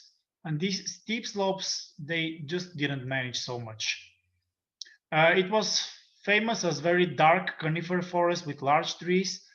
Unfortunately for us, in the 1930s started heavy management, which continued until the 1960s. And after that, there was a change in the management strategy. Later on, the focus was mostly on planting of forests that were degraded before that from the heavy management. Also some self-regeneration of abandoned agricultural lands and abandoned pastures. And this explains the high percentage of Scots pine and silver birch nowadays. About how are managed these forests nowadays, mostly the situation is timber production. This is the thing that brings the money for local people. And most of this forest is for high quality wood, which comes from conifers. 35% is low quality wood, which is mostly deciduous in that case. And it's usually given for the local population to satisfy their need for fuel wood. But also at the same time, people try to manage for other ecosystem purposes. The harvesting is mostly done by small private companies, locally owned, and also the primary processing of the wood is also by small sawmills, which are concentrated in the region. The price is relatively high for Bulgaria, but not so high compared to other regions in Europe. Another branch of the economical status of the enterprise is organized hunting, which is originally the primary goal, but actually they don't make so much money from this. But this helps really to breed the animals and to protect some other regions from heavy management in the past. Momchil, you have 3 minutes left. Okay. Another very important thing for local people is collecting of mushrooms, blueberries, wild strawberries, which are rather important additional income for local population. And the local population in this region of Bulgaria is not rich at all. So for them, this is very, very important. Among the tools to modify the management in the last decade was the FSC certification process. I will not read all these texts, but this process was really done by the help of NGO organizations and mostly the WWF Bulgaria, the WWF. They really did a lot to promote this process, and now the whole of this region is certified, and this sets new criteria about management. And the most widely used system is selective management system. Compared to the past, this is big change because in the past there were group selection systems, and also they managed a lot with clear cutting in the 1960s. But now the aim is to protect more and more dead wood, to have it increased, to have biotop trees, set aside areas, and manage more and more for the other ecosystem services of the forest. The main challenge which arise are mostly from forest disturbances, which increased in the last years. In this region, it's mostly wet snow that occurred in the last decade. We had quite two large events with wet snow, which causes a lot of additional worries from bark beetles. In the past, we had several large-scale windfalls in this region, which means that it is quite possible also in future. And now we have ever-increasing risk with forest fires because of the increasing droughtness in summer. And our expectations with climate changes are that it will be more and more dry in future, which means more and more risk of forest fires. Of course, this means also another risk of possible invasive insects which can come from the south. In the past, they were limited by the lower temperatures in the higher regions, but now when it becomes warmer, these insects can benefit from warmer climates. We have also increased regulation because of all the new ideas about in this region about more and more set-aside management and close to nature management, and this is not always accepted very well by local people who have traditions in collection of dead wood, for example, in the forest, and they really don't understand why they should not collect so much dead wood. And still, we don't have any monetary value for ecosystem services. Most people take everything besides trees for granted by the forest, and this means that it's really very hard to explain that forest brings so many other values. And I hope I didn't run too much out of my time, and will be glad to answer some questions. Thank you very much, Momchil, for your presentation. You were perfectly in time. There's one question actually addressing the final aspect that you covered in your presentation. It's coming from Michael Hansu. He's an independent technical judiciary expert from Romania, and he is asking about ecosystem services. And his question is, how do you establish the percentages of the importance of each service or good by the forest? So it's actually referring to your last point. How do you, in multifunctional forestry, how do you prioritize? Well, it's pretty much the decision of local managers, what they set as priorities. Traditionally, the highest priority was water provisioning functions. This is very traditional priority. And from this region, we have a lot of facilities which take clean water and take it to the dams, which are then transferred to other parts of the country. So this is very traditional.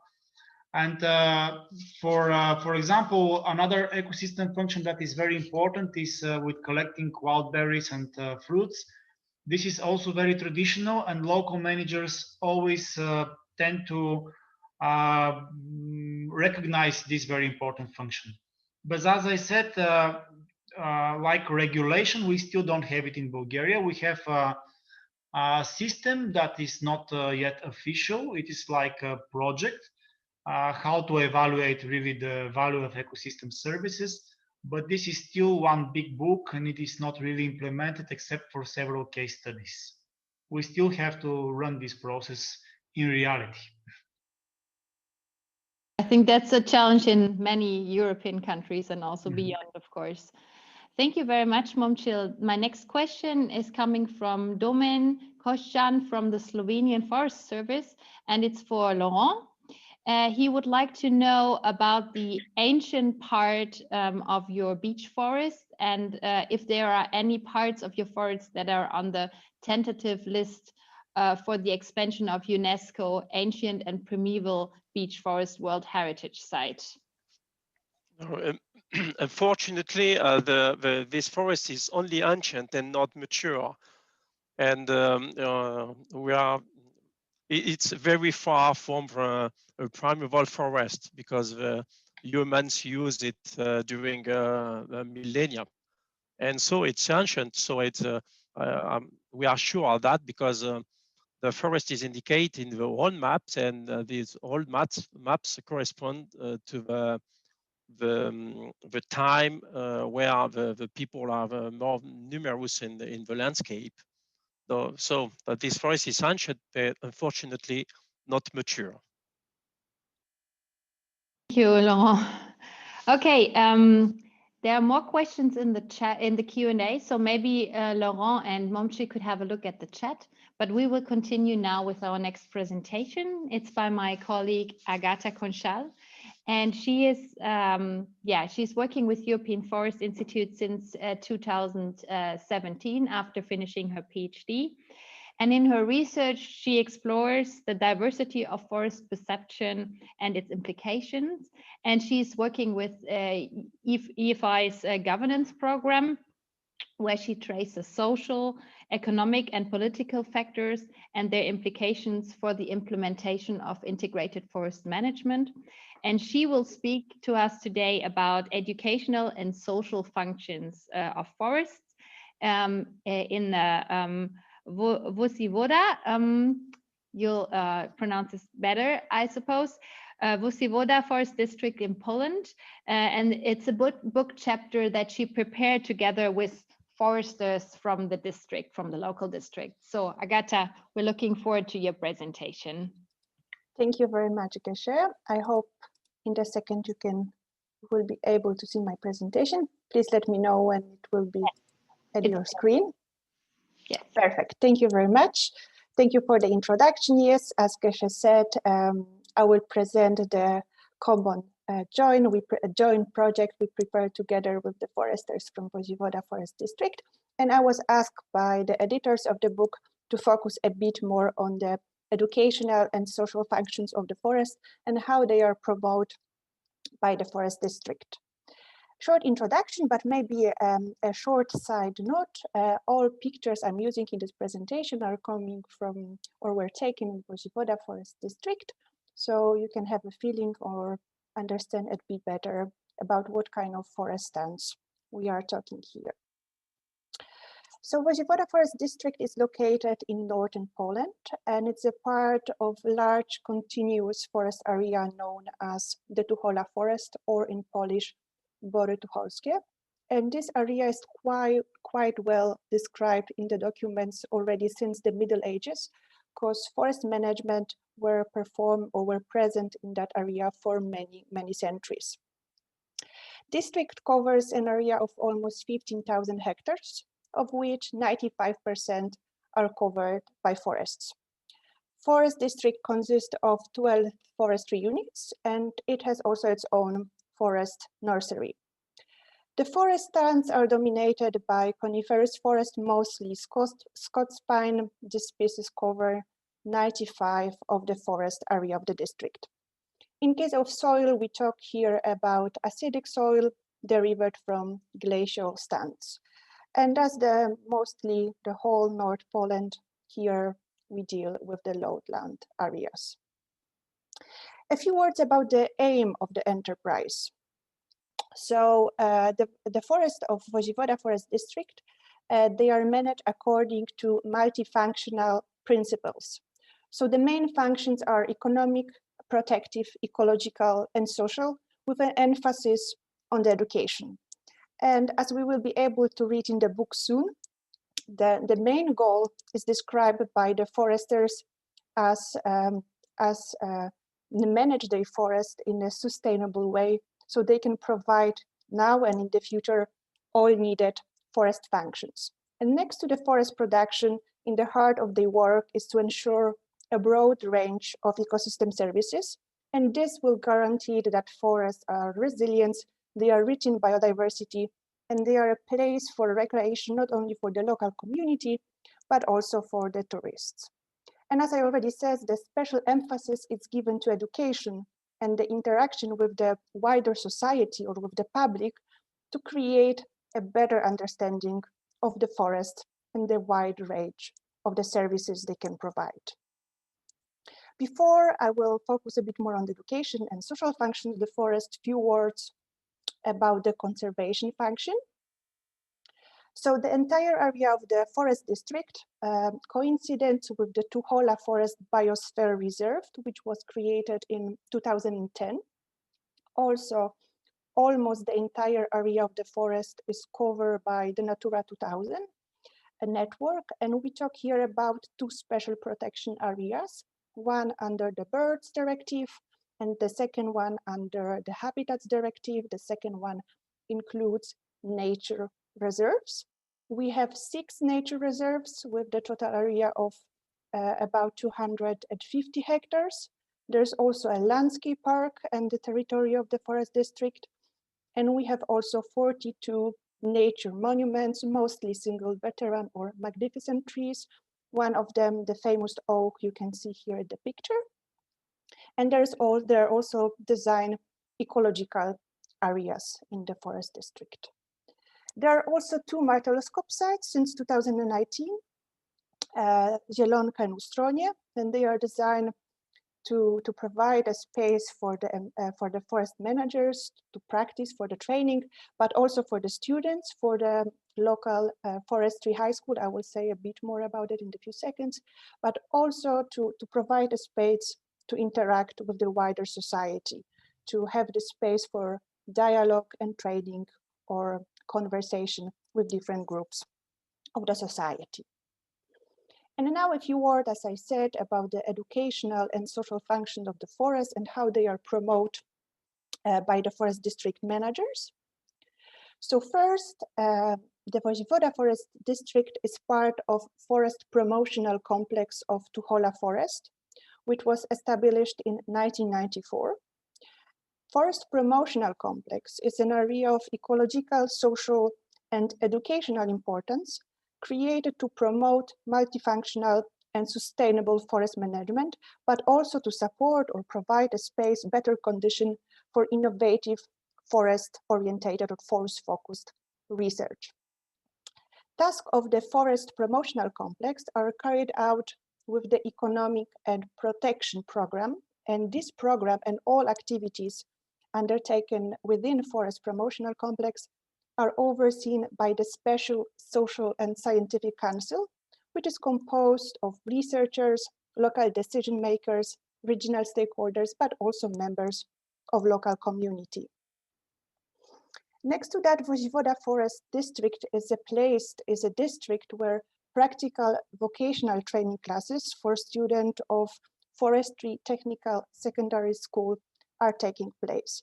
It means that the local foresters, local practitioners are in daily contact with students from this technical secondary school, but also with the teachers. So they provide them with the principles, they learn them, they support them in their education about forest management principles, but also about the principles of biodiversity conservation.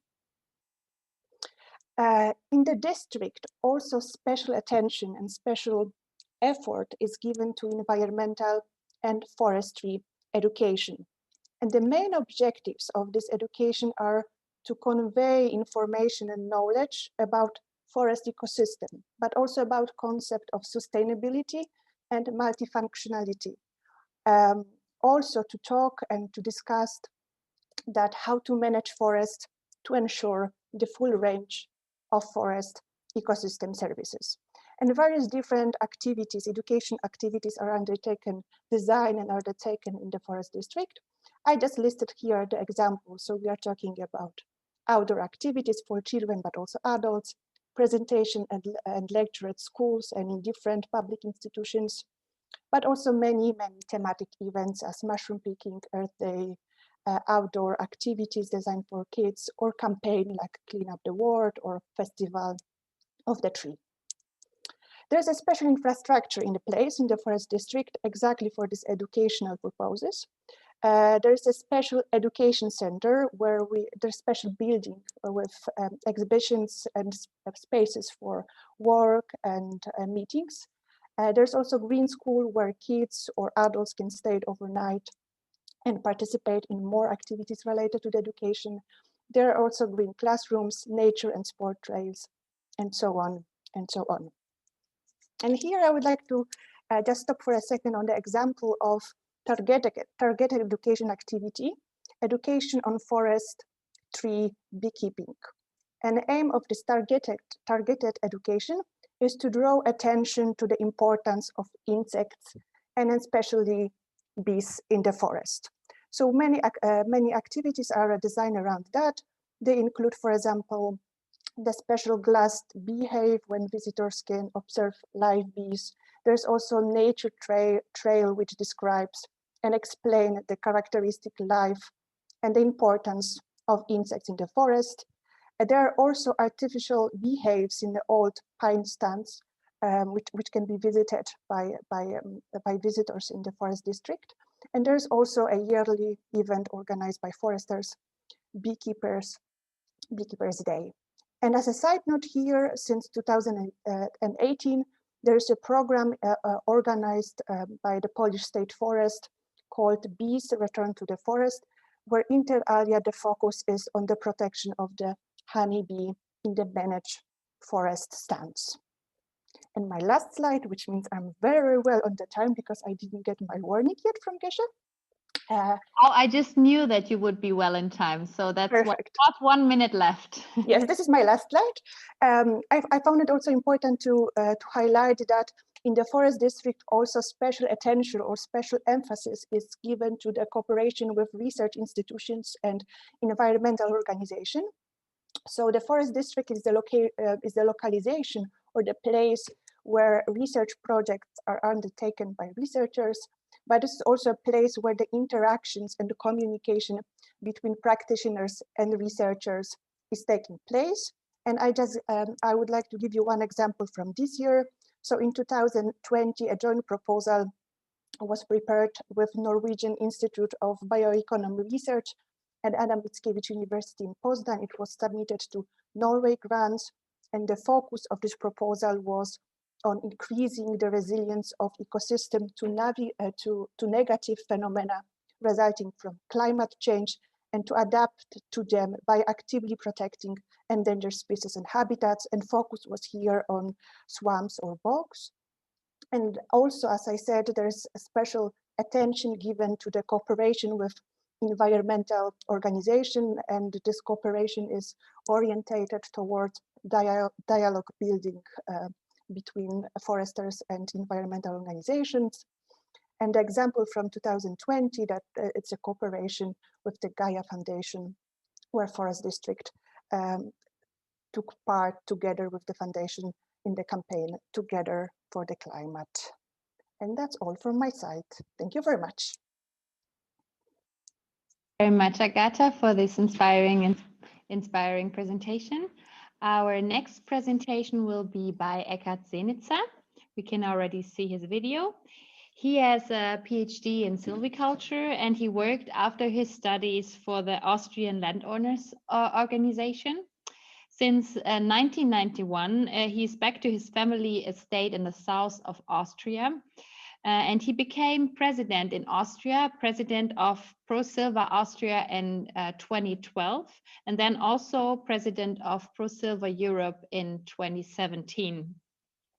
ProSilva Europe, we'll learn more about this later, is a European confederation of professional foresters across more than 25 European countries who advocate and promote close to nature forest management principles. And Eckart will today present us with a case study on Gut Poitschach, nature-based forestry with single tree fellings. Welcome, Eckart. You have the word.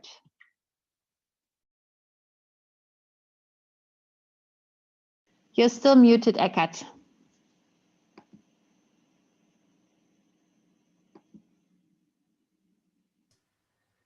Yes, now you're unmuted. And do you see the presentation also? No, not yet. Because the screen, yeah, screen sharing is here.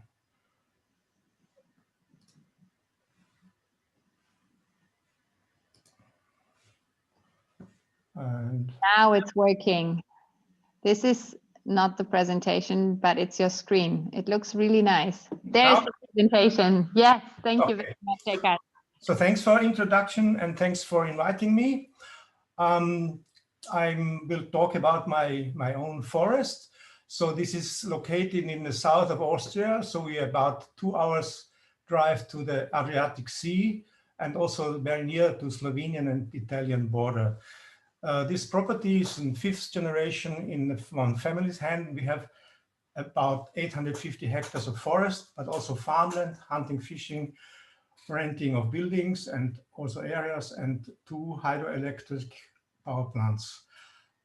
We developed another branch aside of the primary production. So we built up a service in forest consulting, forest management, timber trade and transport.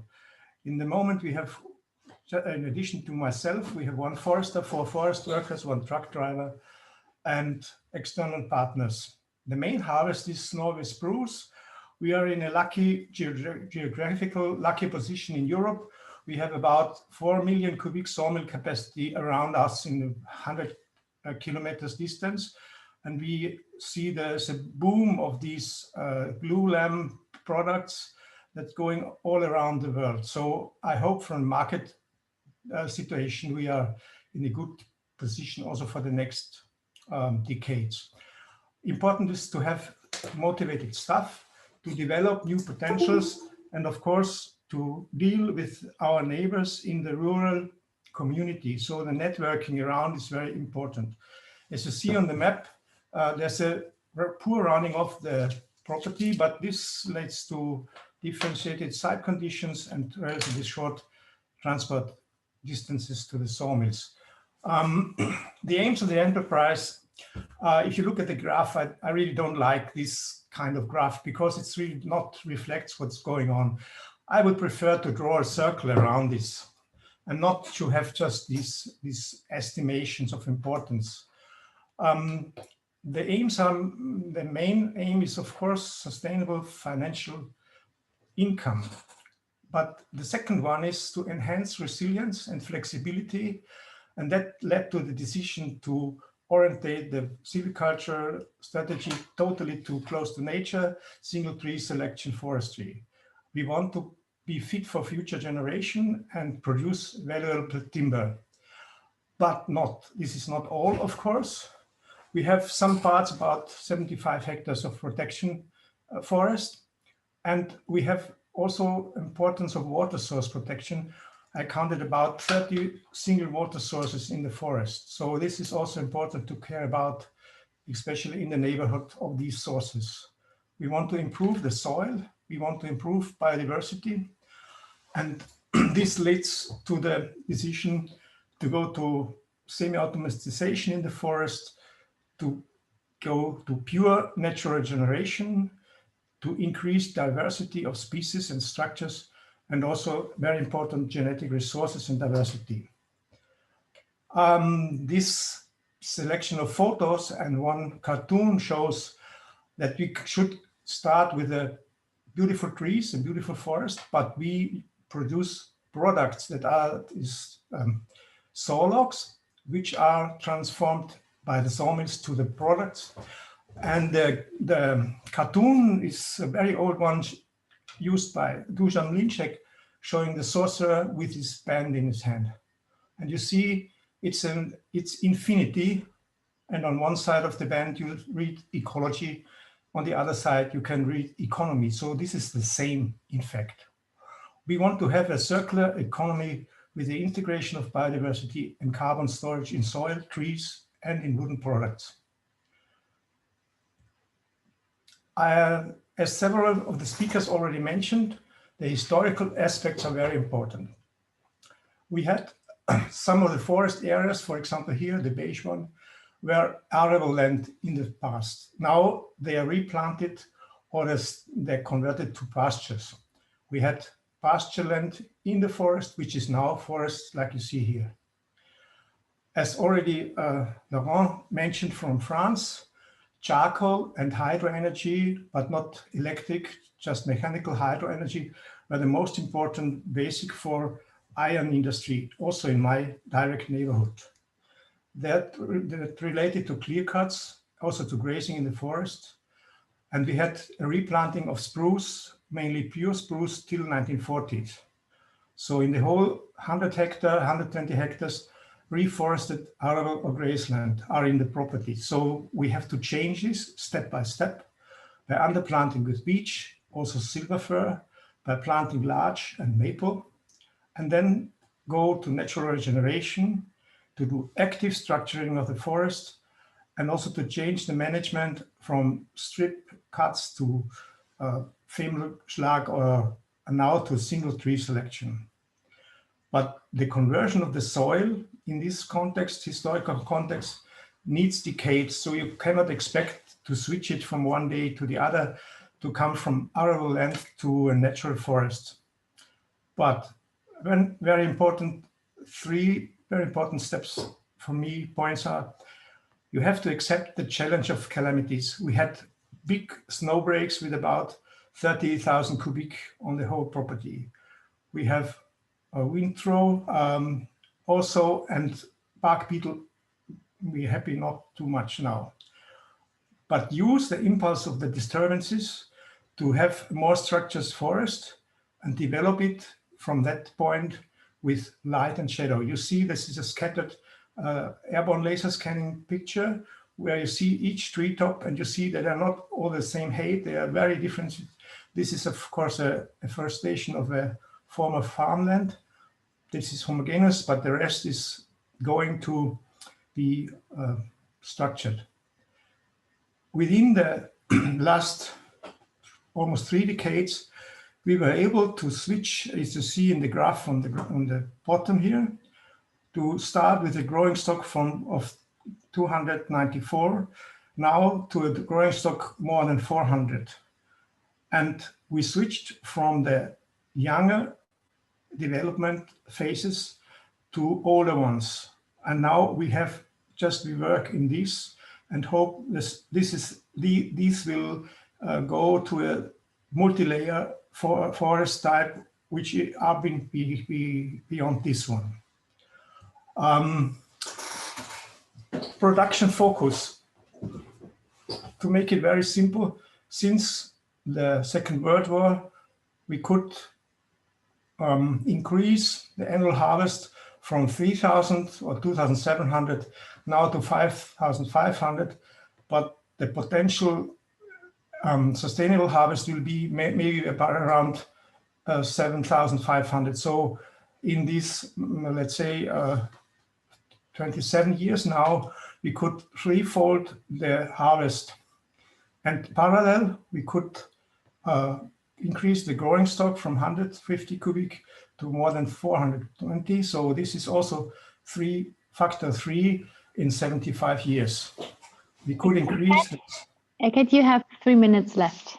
Okay, 2 minutes. Okay, so 3. Okay, now I jump over to the next one. Biodiversity focus. We have old beach stands, we have a natural lake, we have swamps, and we care within the forest. We care about the biotop trees, Methuselah trees. We leave trees to total decomposition. We are also actively building small ponds as biotopes. And we care about the forest roads and the edges, that they multiply in the forest edges. Also planting landscape elements. And we have a self-declared protection area of 5 hectares of swamps.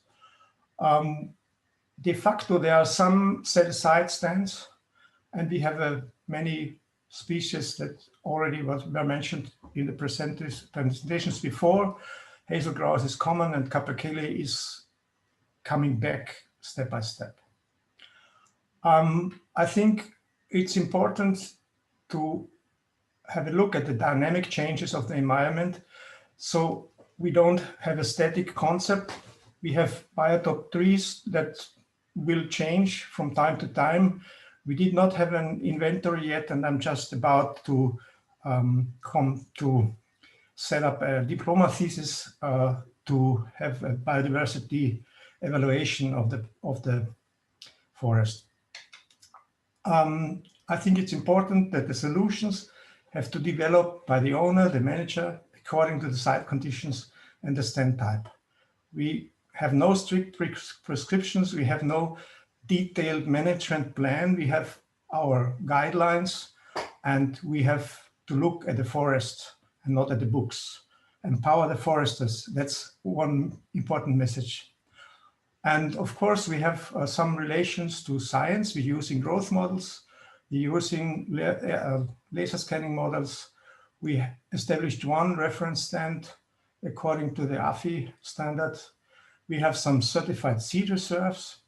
And on the other hand, we have had numerous excursion groups, international guests, farmers, school classes. There were some articles published and some papers. And in 2014, we were awarded the Austrian State Award for Exemplary Forestry. And this is the last one. This is my forester statement in the book.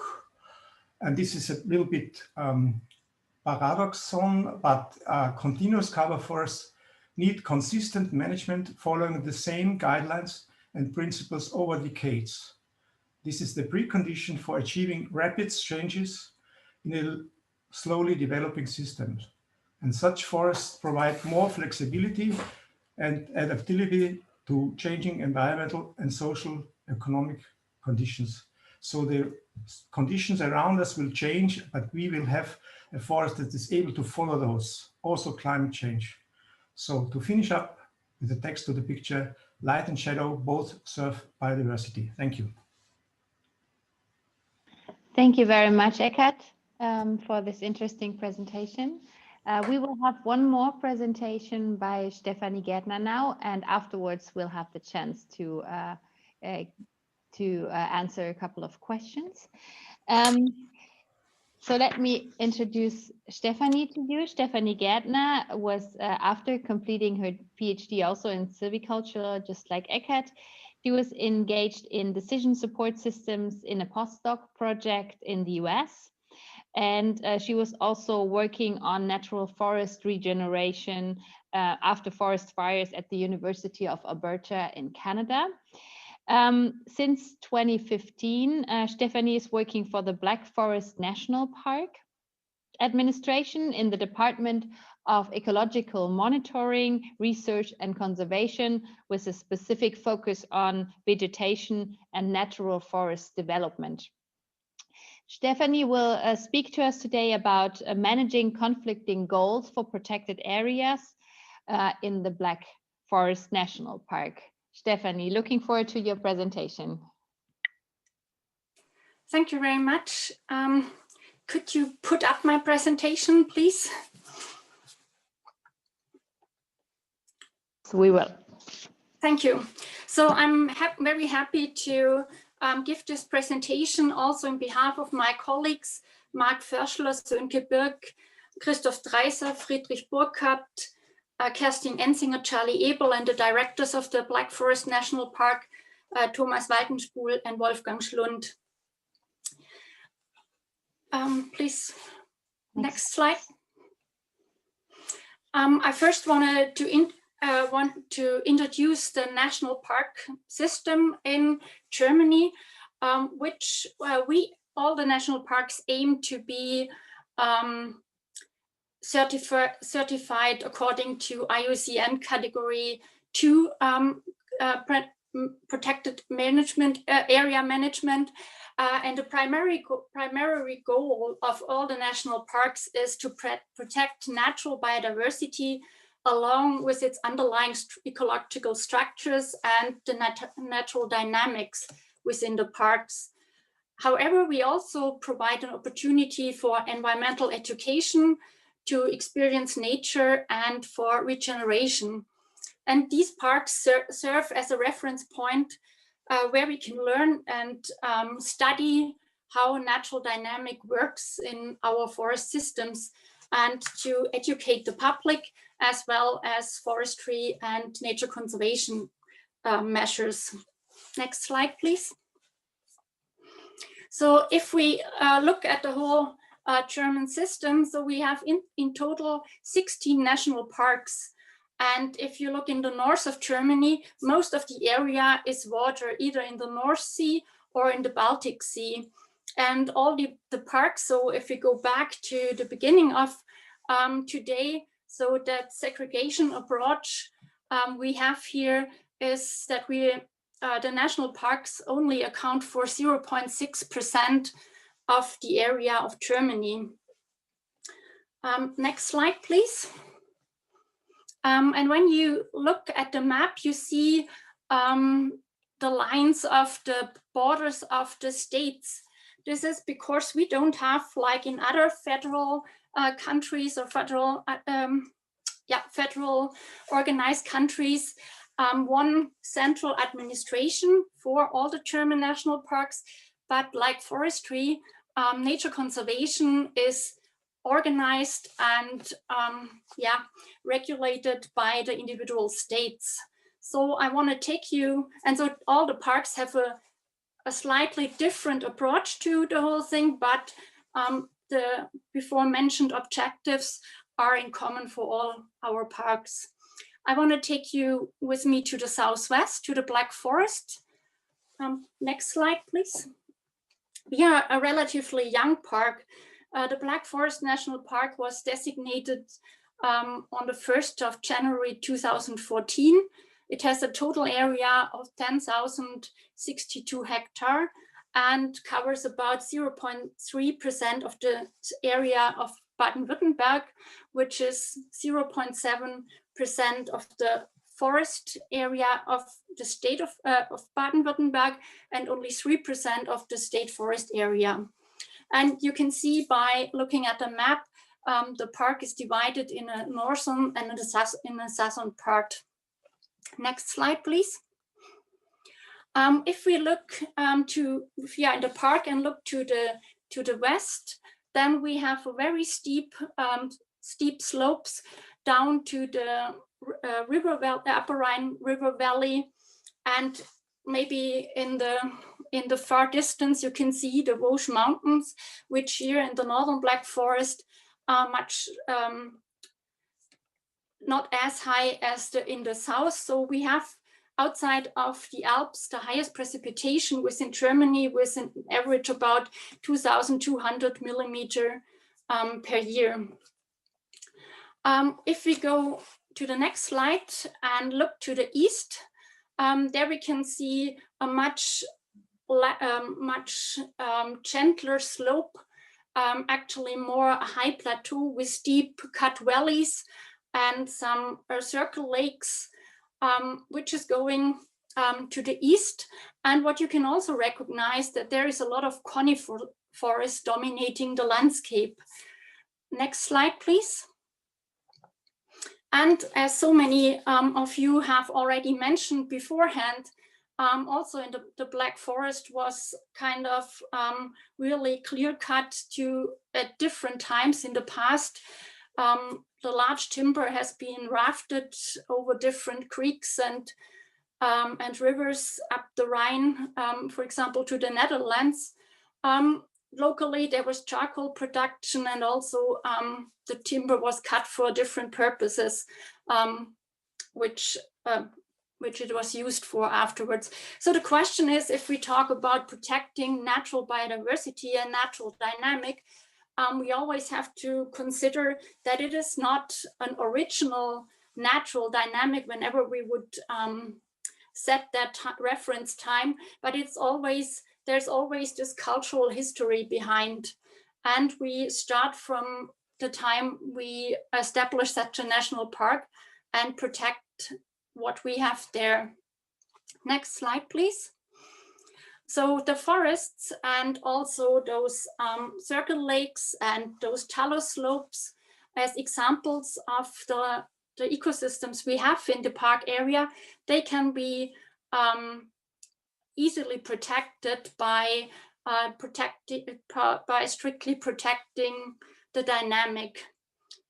But we do also have cultural landscapes which result of centuries of human interference and have created some very valuable habitats and kind of refuges for different rare species in the landscape. Next slide, please. For example, we have high elevation meadows in the area, which in around 1800 have covered more than 2,000 hectares. At the time of the national park establishment, it shrank over the time to 2,000 hectares, which are 2% of the Black Forest National Park. So those areas are also protected by the Natura 2000 network. And of course, we are responsible for maintaining this habitat, and that's and also the species living there. So that's kind of a contradicting concept. On the one side, we protect the dynamic, though strictly by strictly preserving what's naturally going on. On the other side, we have areas which are that valuable that we want to maintain them and even increase the area to a degree that we can connect those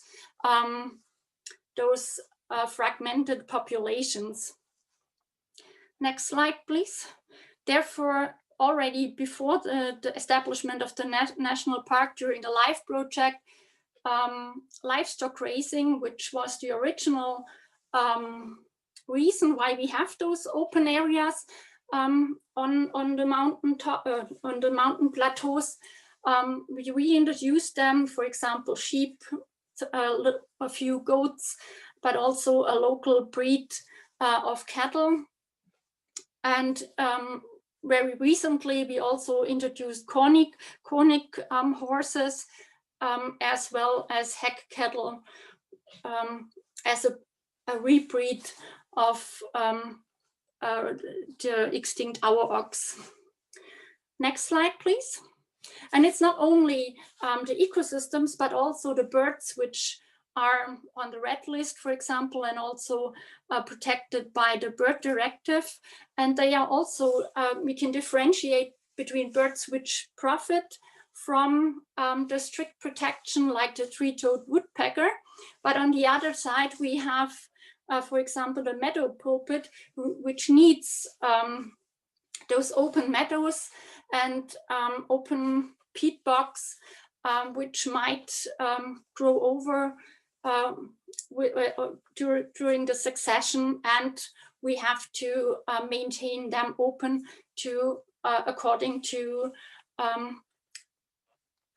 protect them. And then we have species like Capercaillie, which is kind of in the middle. It needs some kind of old structures, old growth structures, what we have heard already from other speakers, but it also needs those open areas, which naturally would be created by blowdowns, and by blowdowns, for example, or bark beetle affected areas.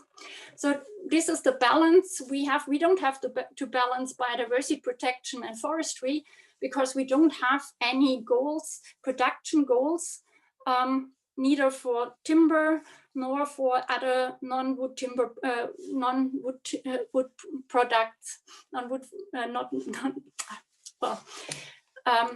You have 2 minutes left, Stefanie. Thank you. The next slide, please. And the question is, how do we do it? It's actually, and that's happening in all the parks, we do have a zoning concept. So what you see in the slide in the darker blue, that's the core area or nature dynamic zone in some parks, where we already have the strict protection. And the green parts, that's the so-called transition zone, where we have, since the designation, we have 30 years a transition period where we could theoretically prepare the forests to be strictly protected afterwards. In our case, we decided not to convert the forest, because then we have other issues like protecting the planted trees or the regeneration, but to maybe enhance the habitat, for example, the areas which have been grown up since the storm Lothar in 2000, to manage it to improve the habitat for Capercaillie. You also see the yellow areas. That's the management zone, which is covering not more than 25% of the total area, where we can permanently do something for biodiversity, but also for other purposes, like, for example, next slide, please. Do bark beetle management to protect our neighbors, to do wildlife management, and these are the special management zones for specifically to protect species, but also protect our neighbors. And of course, we do have all kinds of other conflicting goals regarding recreation, which I haven't had the time to go into, but I'm very happy to answer your questions. Next slide. And with that, I'm done with presenting a short introduction to the national park. Thank you very much, Stefanie, for your presentation. It's pretty impressive. We still have more than 300 people listening. So we didn't really drop in numbers, which is really due to the excellent presentation. So thank you very much. We have some time for questions now, but our very diligent presenters have already answered them in the Q&A. So I would have a question to you, Stefanie, so I'll take advantage of it. And I would like to refer to the recreation, to the recreational goals or the conflicting goals with other ecosystem services that the Black Forest delivers. Because that's also, of course, here in North Rhine-Westphalia, a big issue, because we are so highly populated and we have very engaged citizens who would like to use the forest, but then this interferes, of course, with other services that the forest provides. So could you maybe elaborate a little bit more on this? So during Corona times, like I guess every other forest, we had a lot of influx, many more tourists, and even people who might not have been used to how to behave in forests. So that was a bit of a big task for our rangers, especially chasing out the people who want to overnight in the park, where we only have designated areas like trekking sites where you can do that, but you have to register for it. Otherwise, contrary to the forest around, we have a restriction for people staying on the trails. So you can't walk all over the forest. That's a way where we try to manage the visitors. I hope that answered the question, but I'm happy to go into more depths if you want to. Thank you very much, Stefanie. There's, I think it answers your question. There's another question for you in the chat, but I would still like to take the opportunity, because we have 2 more minutes, to ask a question to Eckart. Eckart, you have mentioned the different collaborations with research, but also the educational approach that you're taking to engage with societal stakeholders. So I wonder, how is that actually manageable when you're just one forest owner? So what recommendation could you give to other forest owners to use their forest in this very multifunctional way? I think it's important to open the forest and to show what you're doing, because the practical recommendation and also your experience show the results. And if you're going to the forest in a 3-dimensional view with your both eyes in 3, you see more than a flat screen. So I prefer and I recommend to do walks through the forest, not on the forest roads, directly across the stands, and prepare some exercises, prepare some topics. And I'm using kind of presentation tables, which I use, but I can switch from one theme to the other. So we have a lively discussion. And this is the big advantage. If you go to the forest with a group from 10 to 30, 40, 50 people, you can always circle up and discuss. And then you will receive far more contributions from the audience than you are able to reflect in a chat room like here. Thank you. Thank you, Eckart. Well, we'll get back to this mode, hopefully, maybe next year or in 2 years' time, and then we're looking forward to visiting your forest. There's one more question in the chat, which I would like to address to all the panelists, and then we'll have another break of 15 minutes. So the question comes from Ted Leeming. He's an artist and photographer exploring forestry and climate change. And his question is addressing all the speakers.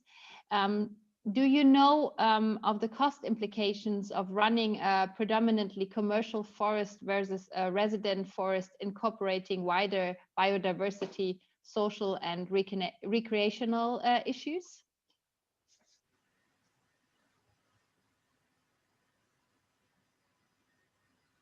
I wonder if, I think Eckart, you could maybe answer this question, or? I think, as I said, when I showed the graph, the spider graph, in fact, you don't decide if you can give the weights in the spider graph. You talk about the income you're gaining from that. But if you just talk about the importance, that's an estimation. So I think many things can go hand by hand, and you can have a beautiful forest with a good income. And I know from the neighborhood, some of the people that just live nearby, they go to my forest and they say, that's so beautiful, I just go to your forest to visit it. So that speaks for itself, I think. Yeah, thank you very much. This was a nice Forest speaks for itself was a nice conclusion to this these 5 presentations.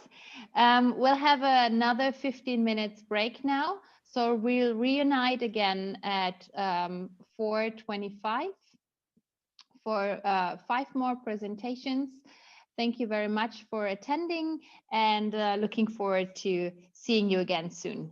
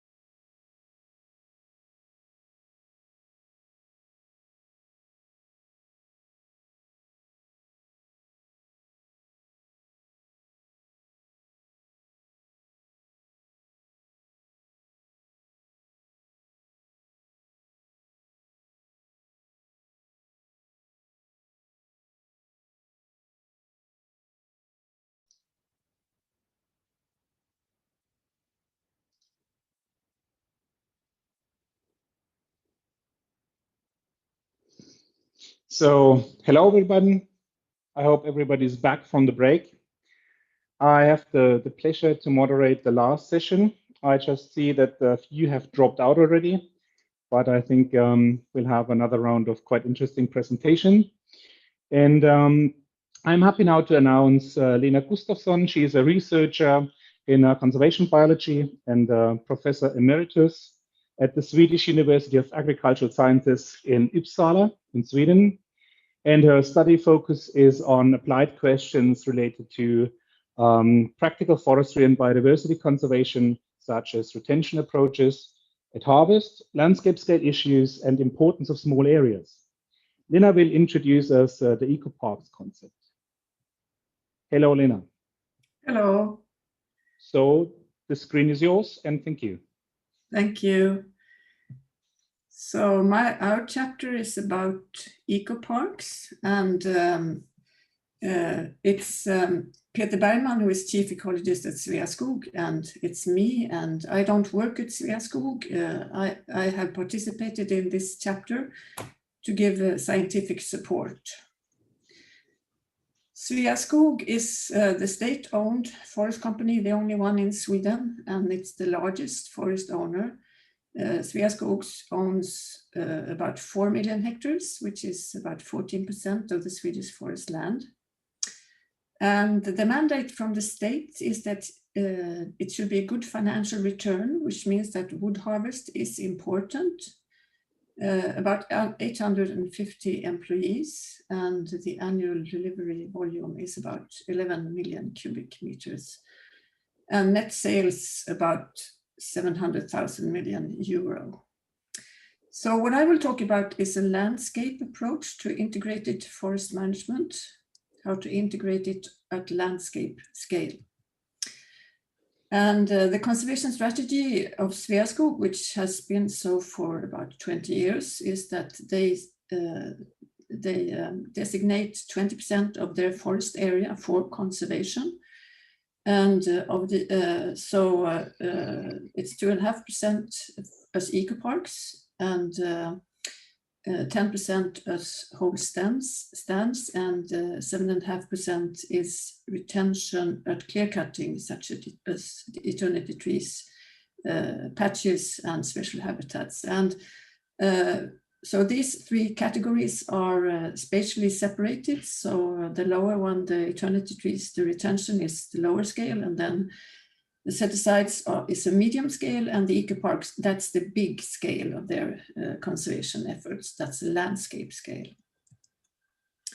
So it's a relatively new conservation instrument, and there are 37 landscapes which are eco-parks throughout Sweden. You can see the green, that's the Sveaskog forest land, and the red dots are the eco-parks. And so they vary in size between 1,100 and 22,000 hectares, and in total there are 240,000 hectares of eco-parks. And the aim is to combine ecological, social, and economic goals. So all these should be fulfilled in the eco-parks. And to be selected as an eco-park, the landscape has to have a high biodiversity value and a high recreation potential. And this is especially important in the close to the urban centers. In the eco-parks, wood production is given lower priority than on other Sveaskog land, but it's still it's a goal. So if we look at the allocation area, so the upper pie is outside eco-parks, and you can see that see the green, that's the production.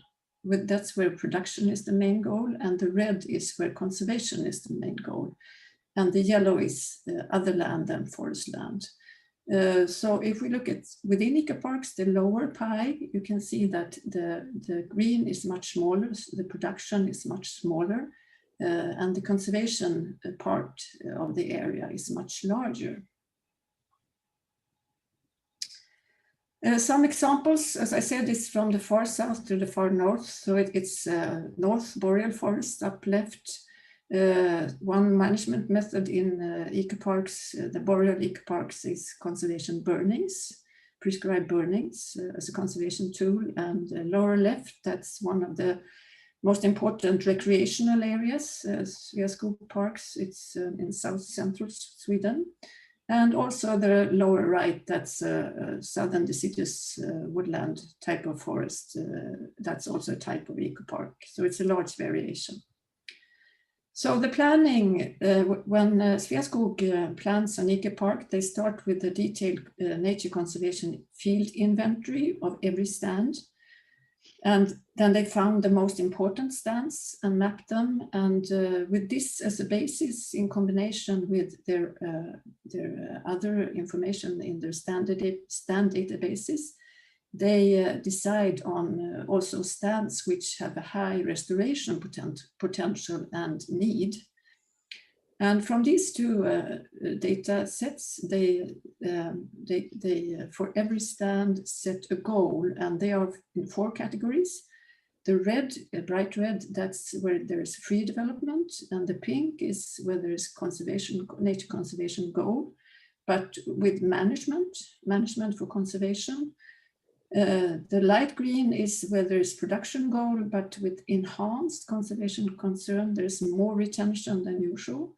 And the dark green is where there's production, but with the general conservation concern, more the average level of retention.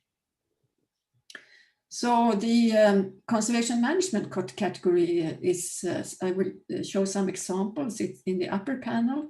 It's quite often that spruce is removed to promote deciduous trees, because we know deciduous trees have a higher value to biodiversity.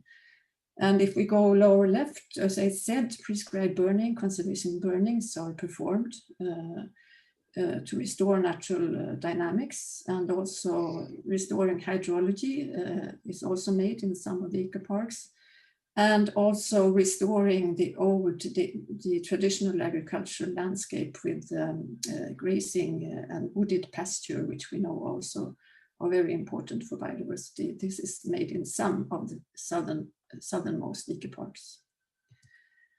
Outdoor recreation is another important goal, and for Swedish conditions, we only have 10 million people. So in some eco-parks, there are more than 500,000 visits per year, which is very high for our country.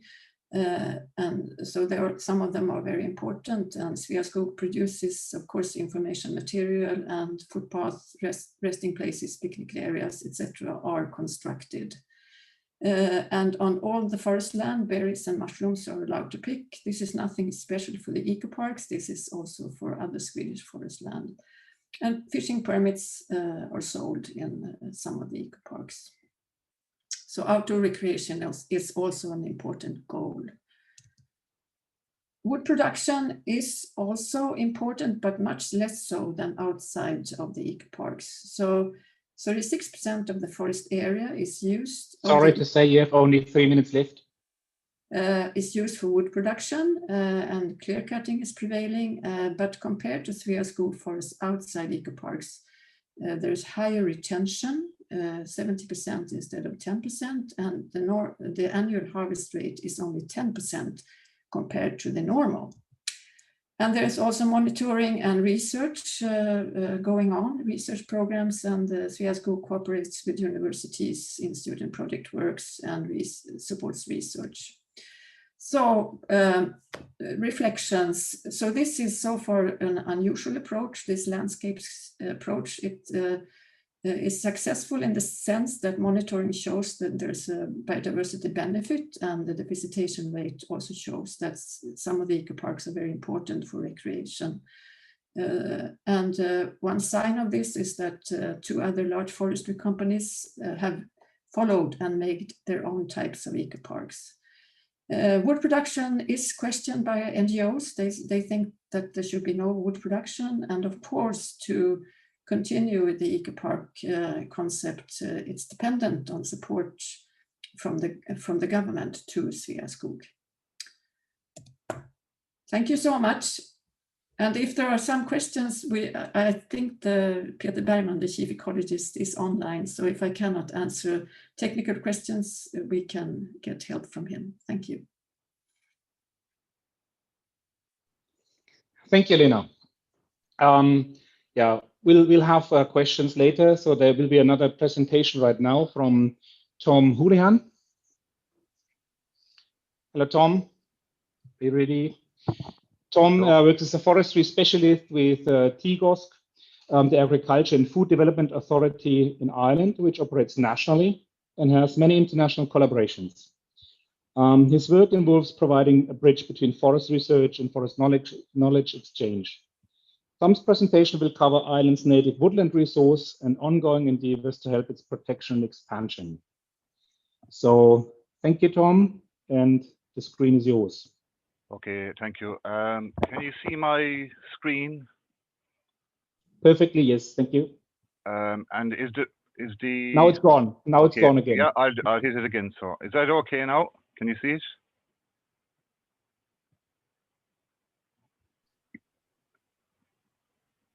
It's there, yes. Okay, very good. So good afternoon, everybody. My name is Tom Houlihan, and again, this is a brief presentation on Ireland's native woodland resource, which we see as very valuable. Just our organization, the word teagasc, it's a Gaelic word, means instruction.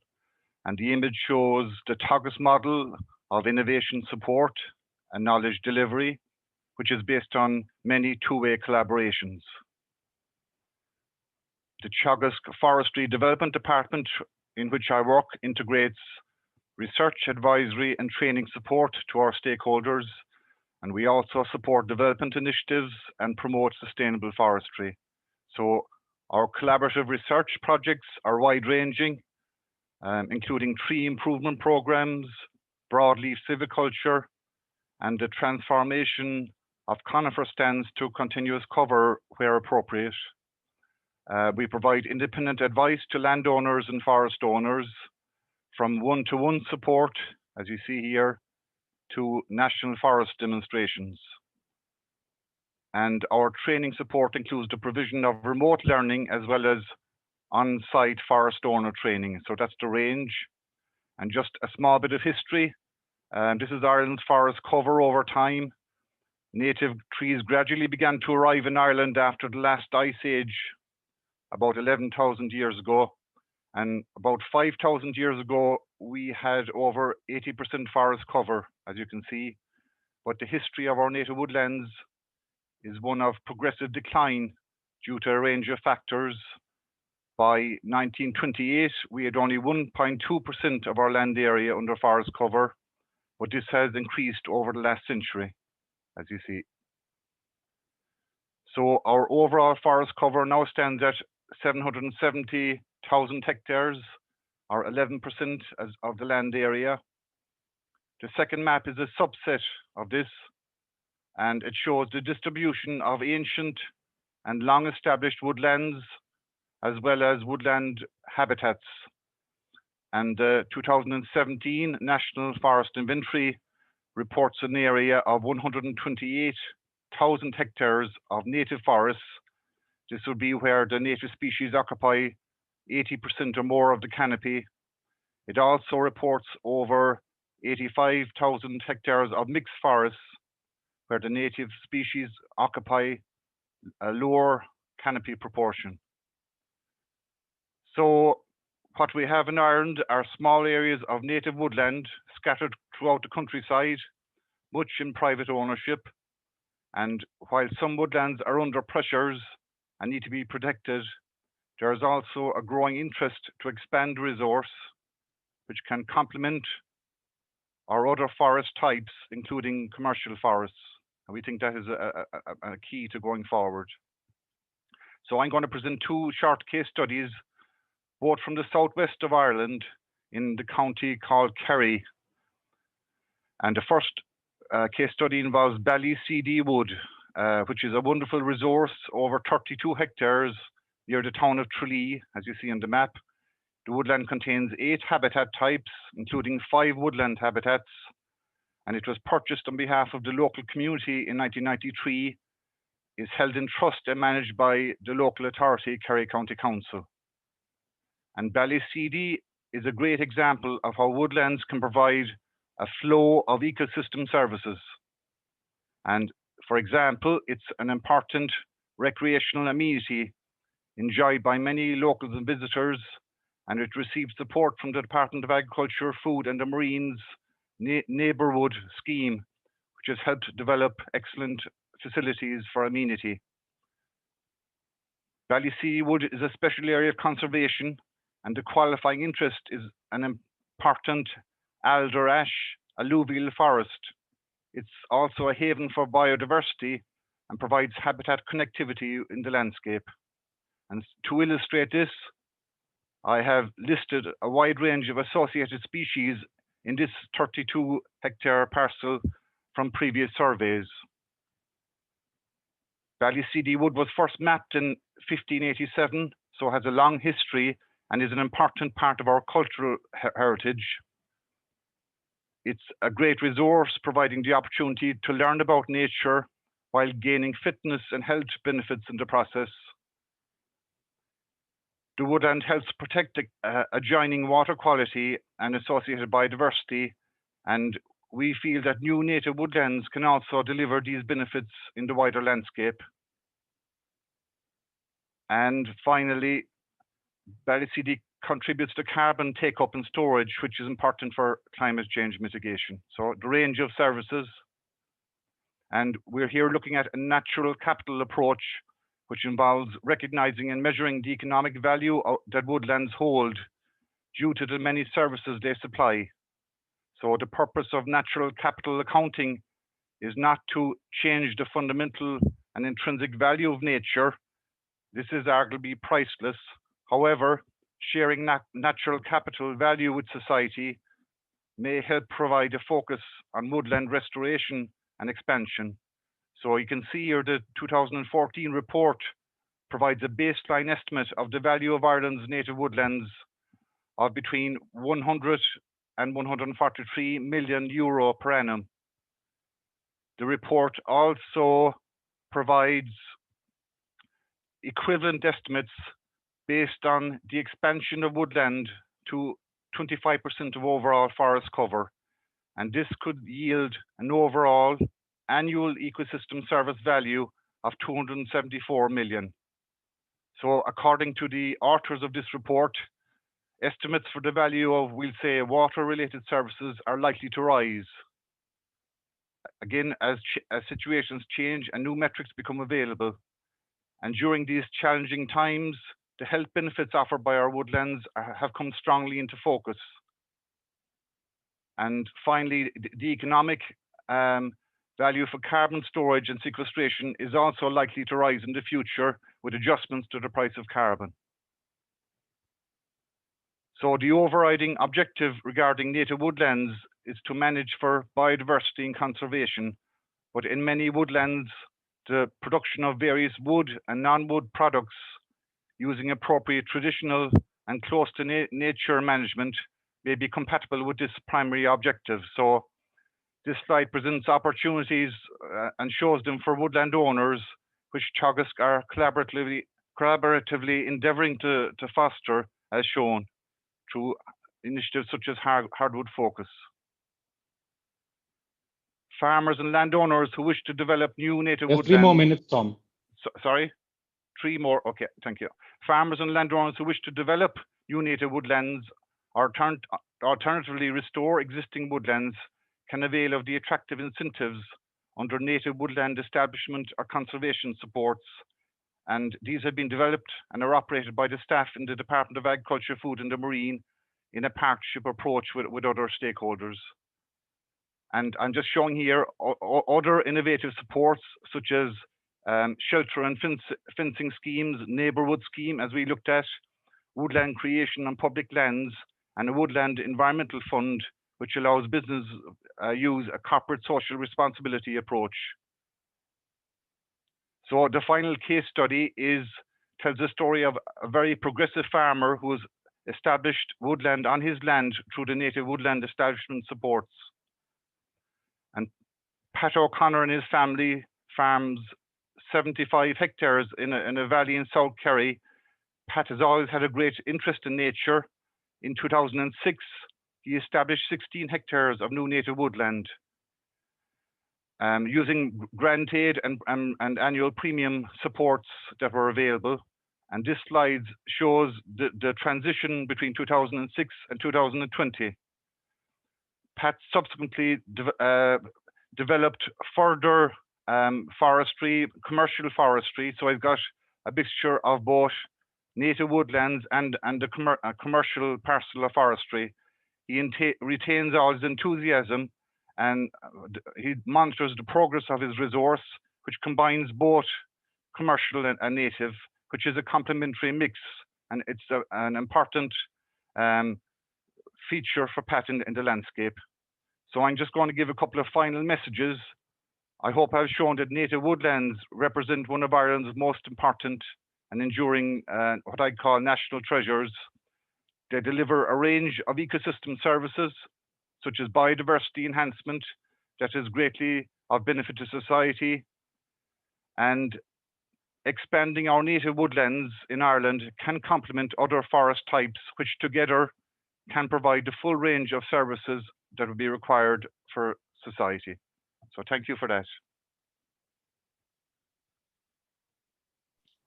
Thank you, Tom.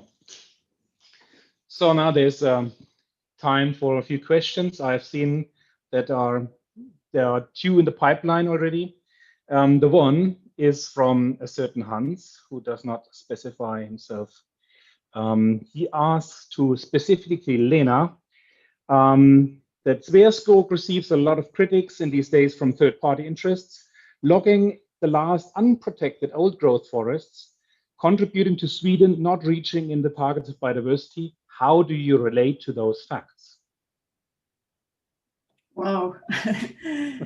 So I did speak about eco-parks, but Hans wants me to discuss, I think, other parts of Sveaskog's landhold. And I cannot speak for Sveaskog, but I can say that there have been research going on the Scandinavian Greenbelt, showing that there are quite extensive areas left of old growth character. And there is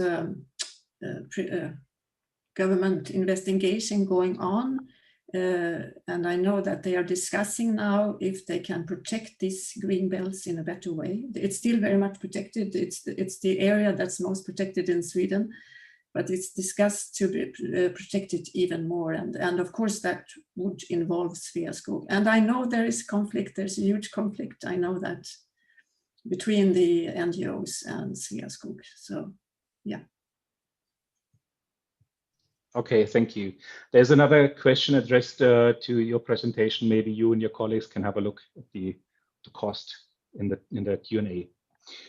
So there is currently no question to Tom in the Q&A, but I would have one.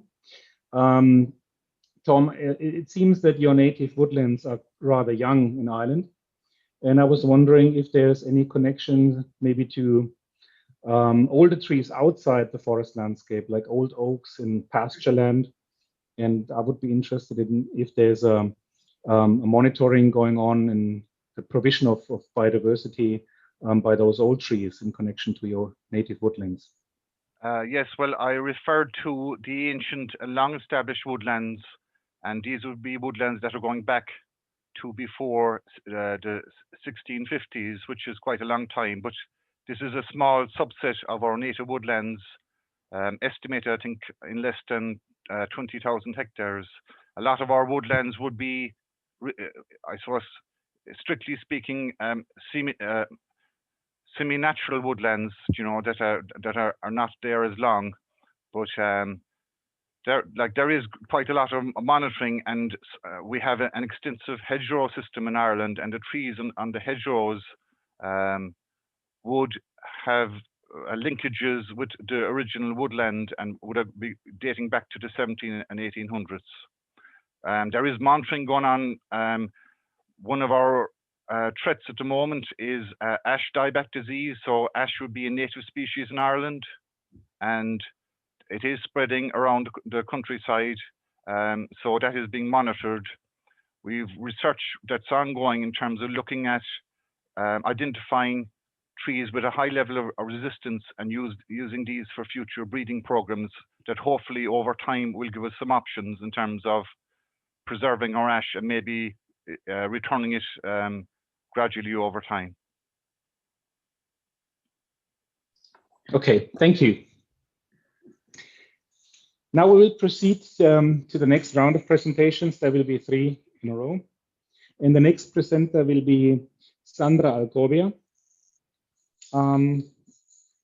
So Sandra is a biologist, and she currently works as a grant researcher at the Conservation and Social Ecological Ecosystem Research Group of the Center for Ecology, Evolution and Environmental Changes of the Lisbon University. For the last 12 years, she has been involved in a mammal monitoring and conservation project funded by Compañía de las Sirias, and Sandra will present on Compañía de las Sirias' way towards sustainable forest management. So, Sandra, are you there? I'm here. Good afternoon, and thank you for your introduction. Good afternoon, everyone, and thanks for this opportunity to share the work we are developing at Compañía das Sirias in Portugal. I hope that you all are in good health and safe in this chaotic year of 2020. The title of our presentation is Compañía das Sirias, to Heart Sustainable Forests. Compañía das Sirias, hereafter referred as CL, is one of the largest agroforestry properties in Portugal. It was created more than 100 years ago as a private shareholder and became public in the 70s, being responsible for managing approximately 20,000 hectares where a large diversity of economic activities occur. CL landscape is dominated by a savanna-type woodland, a beautiful cork oak montado, mostly for cork extraction and some wood, but it also includes plantations of maritime pine for wood, of umbrella pine, mostly for pine nuts, and eucalyptus for wood and paper productions.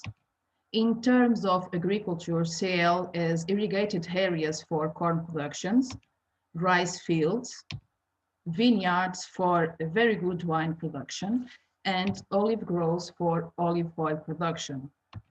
Finally, also raises beef cattle in a free-range mode. As a whole, CL is therefore a multi-use and mosaic landscape. The income from the forestry activities is on average 1.9 million euros per year, with 85% deriving from cork oak montado, 40% from pine plantations, and 1% from eucalyptus. On the other hand, recreational activities like tourism, visits from students, meetings, corporate team buildings activities, and also hunting have allowed us to partially appraise ecosystem services related to the landscape and biodiversity, which represent only 6% of the revenues. In spite of its production-driven character, CL also holds habitats and species of conservation interest. More than 50% of the area is part of the Natura 2000 network and includes 5 Natura 2000 habitats. Field surveys funded by CL already allowed to identify 335 species of vascular plants, 150 bird species, and 24 species of mammals. Several species have a conservation status, like, for example, the Mediterranean thyme, the Bonelli eagle, or the Cabrera vole. To mitigate the impacts of production activities on habitats, CL has invested at restoring degraded watercourses and implementing a green corridor to improve habitat connectivity. They installed grazing exclusion plots and wire tree guards to promote cork oak natural regeneration. They got international certification of the sustainable forest management and recognition the cork oak stands as a model forest and planted natural pastures to enrich soil, fix organic matter, and sequester carbon. In the dark green areas here in the picture, it represents the green corridor and the water courses that are being restored.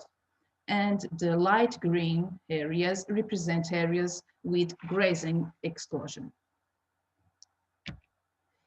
At the species level, CL is investing on the recovery of wild rabbits through captive breeding and population restocking. They also controlling disturbance near the Bonelli's eagle nesting areas and installing nest boxes for insectivorous birds and barn owls to control respectively defoliator insects and rodents. Apart from these applied conservation actions, CL also supported a study to evaluate the delivery of ecosystem services under different land uses, considering 3 possible future land use scenarios: cattle intensification, forest improvement, and residential development. Cattle intensification considers that the cattle density will be tripled and an increase in the area for further and more grazing land will be required. Forest improvement considers an investment in cork production corresponding with a reduction of the number of cattle. And residential development considers housing development in 3% of the area, maintaining the remaining land use more or less the same. Based on past research and stakeholder inputs, the aim was to assess how ecosystem service provision could change in this dynamic landscape under pressure. 2 ecosystem services were assessed for the 3 scenarios: cork production and carbon sequestration. The results show us that the increasing cattle or opting for the residential development results in lower levels of services, and that the extensive management will improve the forest quality. It also shows that the forest improvement will result in 40% more carbon storage and 62% more cork production than the current land use. This would worth between 10 and 18 million US dollars over a 15-year period, a much higher value than the other two scenarios. Trying to reconcile production and conservation shows strengths and weaknesses. In one way, we have the multi-use character that promotes spatial and temporal heterogeneity in the landscape, and a diversity of habitats and ecosystem services results in a gain from a diversity of economic activities and offer unique conditions for scientific experiments. The pastoral activities control shrublands growth, reducing risk fire, holding protected areas, preserve habitats and species of conservation interest, favoring obviously recreational activities.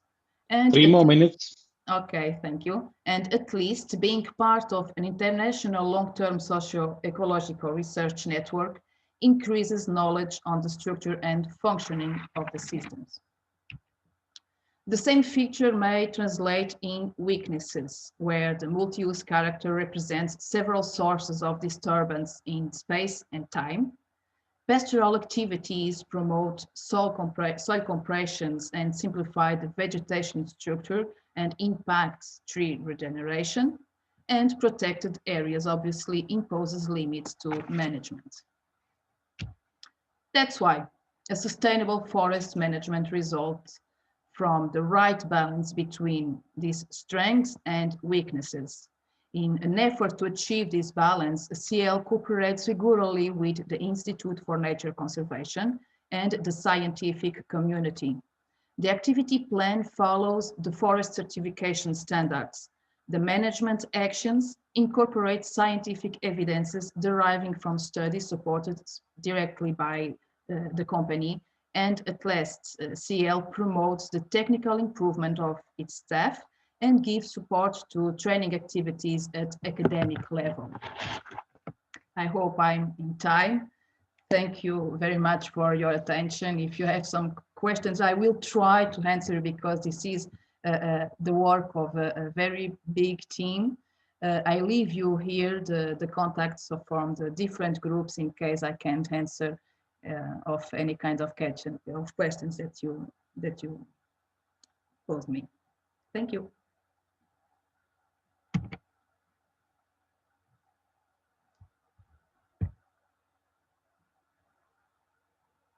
Muted. Okay, Sandra. Thank you for also staying in time. The next speaker will be Stanislav Kučpel from Slovakia. And he will talk about multifunctional deciduous forest of Slovakia. And he will give an example from the University Forest Enterprise in Zvolen. And Stanislav is a university teacher and associate professor at the Department of Silviculture at the University of Zvolen. And in his research, he is involved in a different silviculture-related subject. He is also part of his department's research team, having 2 main scientific focuses: dynamics of the Carpathian old-growth forests and close-to-nature silviculture. Stanislav will speak about the multifunctional deciduous forests in Slovakia. So, Stanislav, are you there? Yeah. Hope okay. You see me and you hear me. We do. Okay. You can go ahead.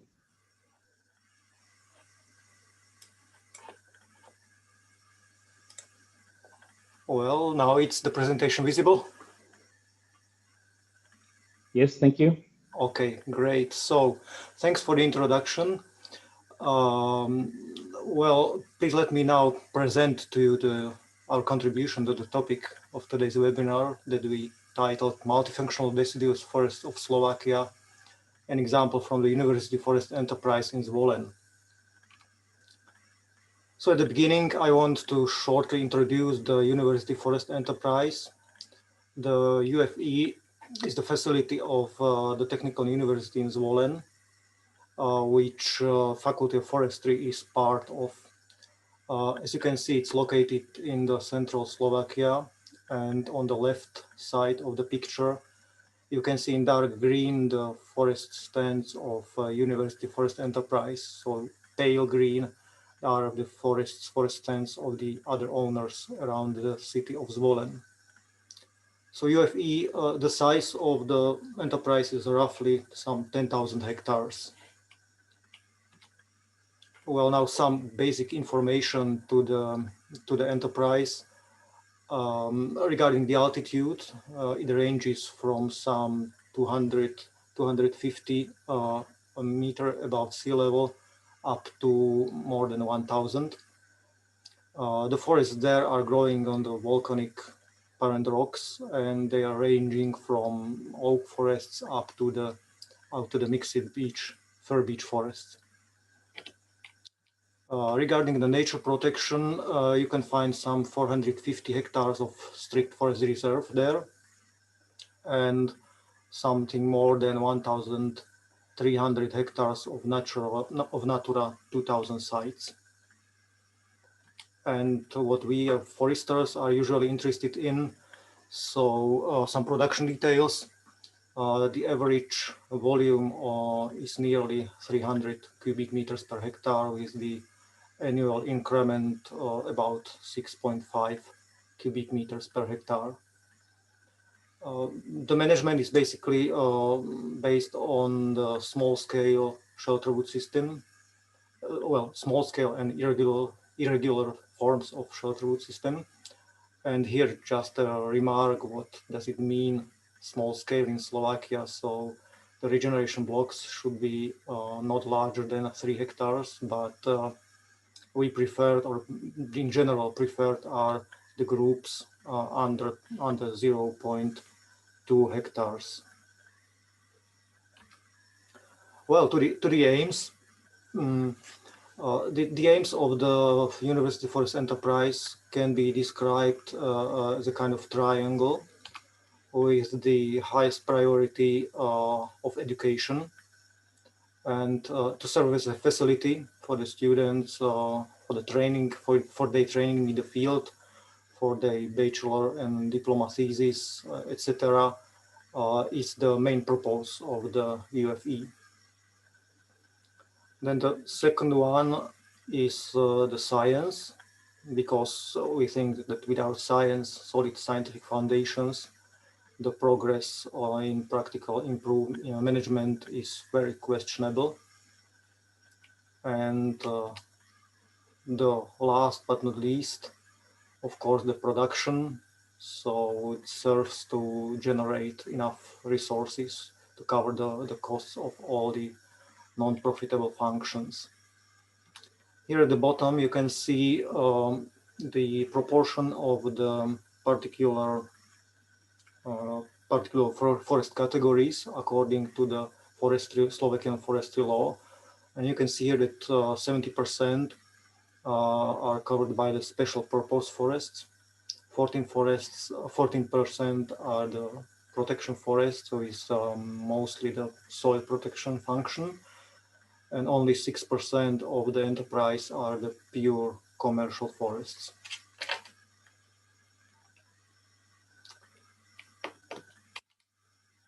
Okay, so let's go now backwards. A few words to the production. You can see the annual harvest is about 55,000 cubic meters, and the vast majority, more than 98% of the income is generated by the timber sales. So the other sources like hunting or the selling of the plant material, fishing, and other sources are basically peanuts. Well, to the few words to the nature conservation issues. Natural tree species composition of the University Forest Enterprise was not heavily affected by the human management. Now I mean in a negative way. So we are happy to work with the near natural native forests. And as you can see in the graphics, the stands are dominated by broad leaves. So the proportion of the conifers is really minuscule, some 10% plus. Well, now there are two larger strict forest reserves. in the University Forest Enterprise, the Natural Nature Reserve Moachik and the National Nature Reserve Boki. The first one, as you can see on the picture, this is what the reserve is valuable for. It represents the communities of fir beech forests. There is preserved swamp habitat with the gray alder and with the common alder, sorry, and the entire reserve can be regarded as a kind of biodiversity hotspot, as more than 8 tree species are present there. Now you can see some pictures from the reserve. A lot of dead wood there, and mixed tree species. So silver fir, ash here, some maples. So the second reserve, this is 3 more minutes, please. Okay, this is a bit different site. So here the forest community is dominated by oaks, are protected, and this is already a site that is at the edge of the forest range. So there are several valuable and protected thermophile species there, and again few images from there.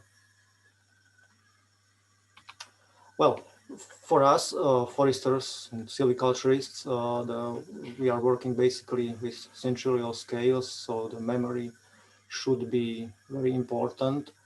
Therefore, we try not to forget who was there before us. And this is the reason why the University Forest Enterprise is full of such forestry memorials. It's kind of our SMS for the following generations, but being rather conservative and suspicious of digital zeros and ones, we decided to rely on the solid rocks when sending these messages. Now to the basics of management principles applied in the UFE. We are deeply convinced that the best way how to reconcile the forest management and biodiversity conservation is the close to nature of forestry. And that's why the UFE is also one of the Pro Silva exemplary forests. And we are trying to apply the principles the Pro Silva is trying to advocate and spread. We use as a tool for application of these principles the decennial forest management plans that are elaborated in close cooperation of the practitioners and the university staff. And as already mentioned at the beginning, then the outcome is the application of shelter wood and selection, basically uneven aged systems. Now in the picture, you can see an example of a beech selection forest stand with the description of changes in DBA distribution in during the past decade. Well, and some closing points. University Forest Enterprise has the ambition to become a kind of model object for the management of broadleaf forests in Slovakia. Doing that, we are trying to promote the principles of city and forestry in line with the mission of Pro Silva Europe. And as the UFE is the facility of the university, so we have the close contact with the forestry students as well as forestry practitioners.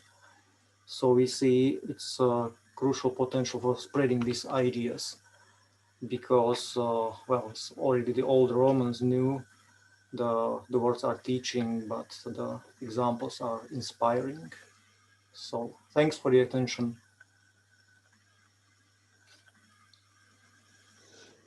Okay, thank you, Stanislav, also for keeping very much in time. Perfect. The last speaker today will be Eleanor Dobby. Are you already here, Eleanor? Yes, I'm here. Perfectly. So I quickly introduce you. Eleanor grew up in a family sawmill and forest and has pursued forestry through university, travels, jobs, and conferences. She's now recently graduated and back working with her family as a bandsaw operator and forest manager and worker as well. Eleanor is going to introduce us to Abbey St. Bathans, an estate in South Scotland where her family's forests are located. Okay, thank you. Hi, well, I hope you can all see my screen okay, my presentation. Yeah, so as mentioned, I'm Eleanor and I'm the estate forester and sawmiller at Abbey St. Bathans in Scotland.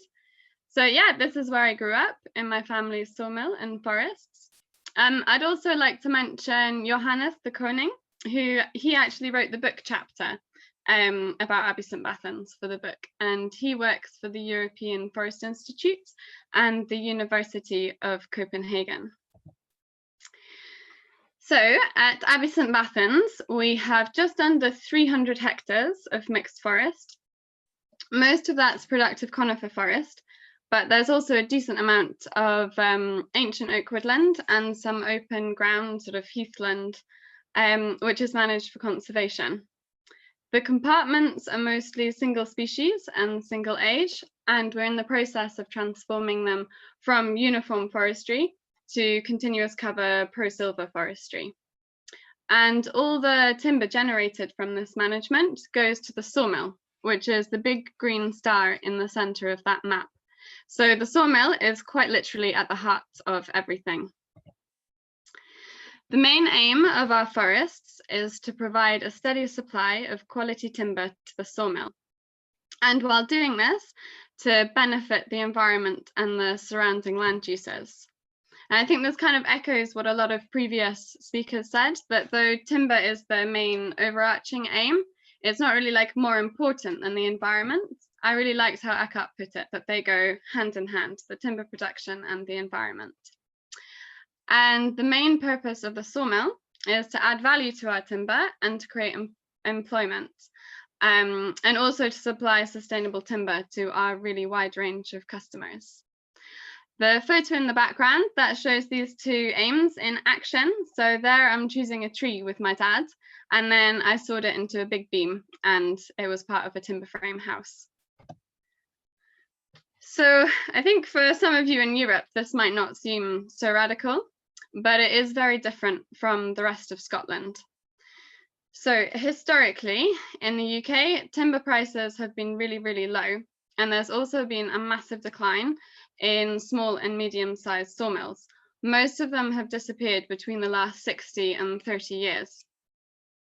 So due to these factors and many other factors, Scotland almost exclusively now just has large industrial sawmills. And these are primarily set up to process Sitka spruce logs of uniform size coming in very large volumes.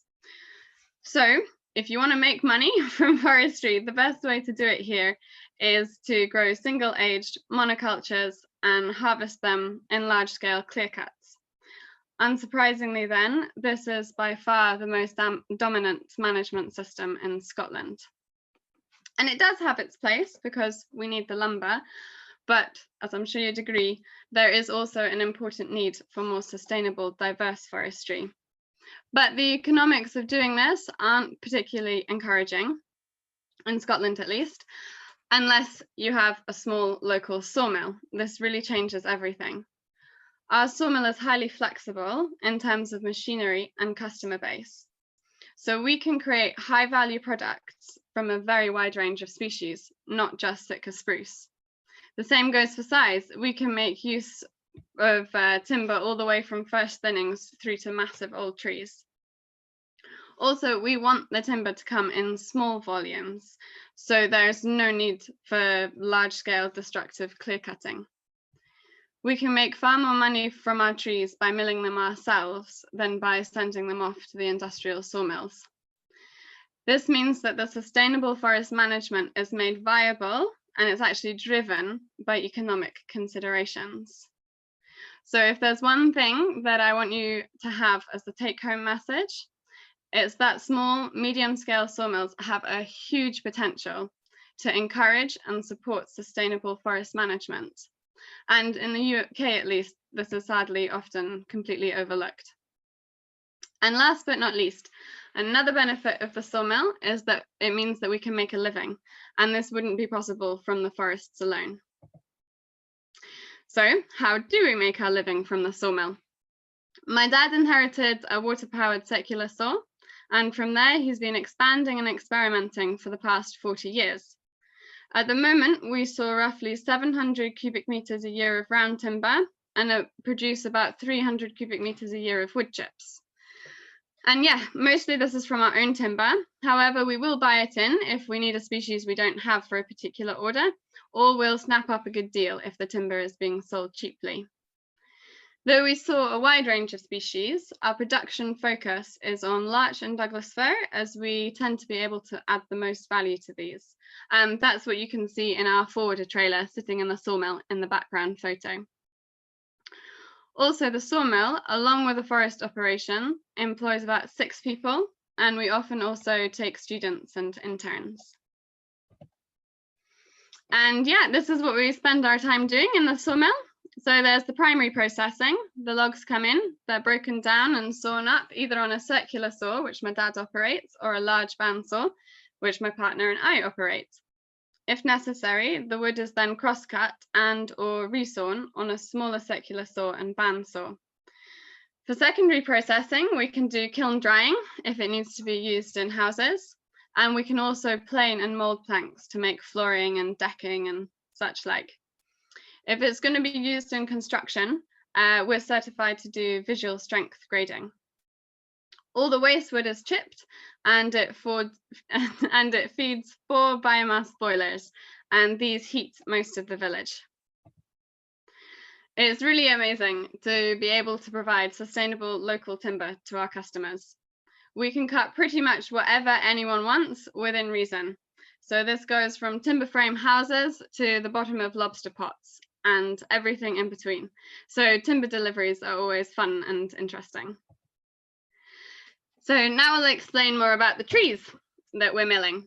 The forests were mostly planted in the 1950s by my great aunt, and my dad also added to them in the 90s. As mentioned, the compartments are mostly even-aged and single species, but across the forest as a whole, we have pretty good diversity. So 3 more minutes, please. Thank you. The best way for us to have a sustainable supply of large high-quality trees for the sawmill is to move from uniform forestry to continuous cover pro-silver forestry. But at the moment, we're right at the beginning stages. The main limiting factor is time. The sawmill is a double-edged sword.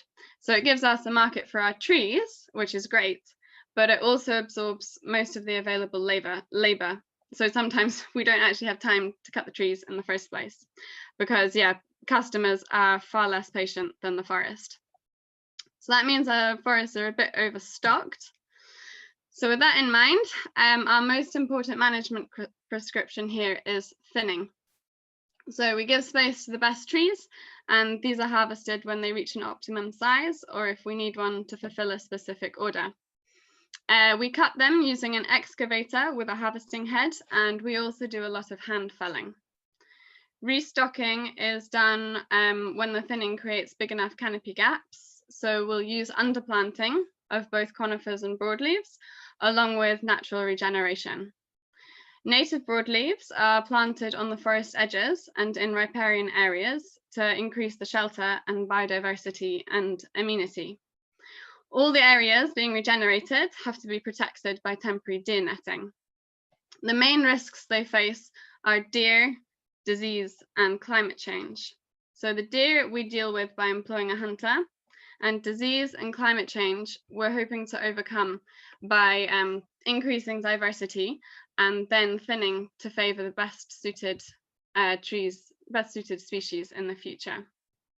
So managing with these guidelines supplies the sawmill with high quality timber, and at the same time provides environmental benefits and improves the health of the forest by creating so many different habitats, by increasing the diversity of species, age, shade, light, and level of disturbance in the forest. Besides the productive forestry, we also have really beautiful ancient oak woodland, which we're very lucky to be stewards of because it's incredibly rare. Being called ancient means that it appears on our earliest maps, which were made in the 1700s, but it could quite likely be much older. It's designated as a site of special scientific interest for its amazing trees and also its lichens. However, it's in decline and in need of attention. Again, time has been a massive limiting factor in giving it active management. However, 10 years ago, we planted 16 hectares of native woodland to link and expand the ancient woodland. And now we also have a management plan for it. This was written up in collaboration with the government bodies for forestry and conservation. And we'll work to reduce deer numbers, create canopy gaps for regeneration, protect that regeneration, and get rid of invasive species. And I must also mention my family. So everyone is involved to some extent. There's my dad and me in the forest and the sawmill. My mum mends everything and feeds us. My sister sells small-scale Swedish sawmill machinery, which I have to practice saying. And my poor partner does a little bit of everything. It's really good fun working together, but really importantly, it means that with another generation of foresters secure, that long-term decisions can be made in the forest management, and my dad doesn't have to cash in and fell the whole forest before he retires. In the background picture, you can see the house that we're building. With timber from the forests sawn by us and overlooking the sawmill, you can just see in the right-hand corner of the photo. So if you want to find out more, feel free to ask a question, and you can also find us using the link to the sawmill, which I've just put on that final slide. Yeah, thanks. Okay, Eleanor, thank you. Very beautiful to see. Now there are a few questions. There is one from a colleague from Nigeria, Daniel Amaogu, that is related to Sandra. But I think since this is quite specific, I'd rather ask you to answer this in the Q&A, and I'd rather pass on the question from Susanne Winter. She asks if there is a substantial upgrade in your area planned.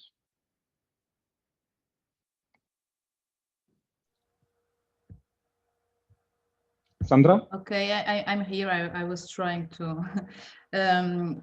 Okay, I don't know if I'm sure to understand the question, but maybe it's about the three scenarios that I talk about.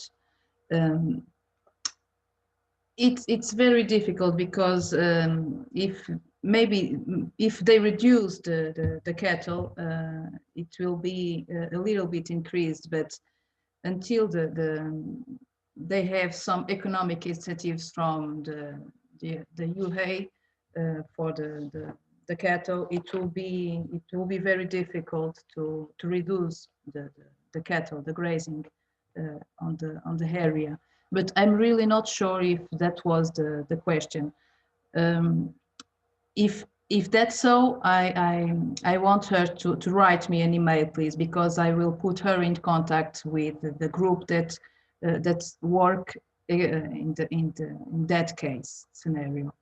And for the Nigerian question, I also needed that he write me an email, because we need to exchange a little bit of experience to answer his question correctly.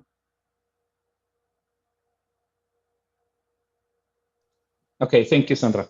Then there is an interesting question that is not yet addressed to anyone specifically, but I'll take a chance to address it maybe to Stanislav. Bertrand asks, he says, I'm very surprised that none of the presentation noticed hunting and wildlife animals as a constraint for the balance between forest and animal roe deer, for example, is not respected. Is there any European state which is confronted to this problem as we have been in Bois-Landry 20 years ago? Thank you. Yeah, also I'm quite surprised that it has not been addressed today, just now with Elinor, but maybe someone, maybe Stanislav can answer this also.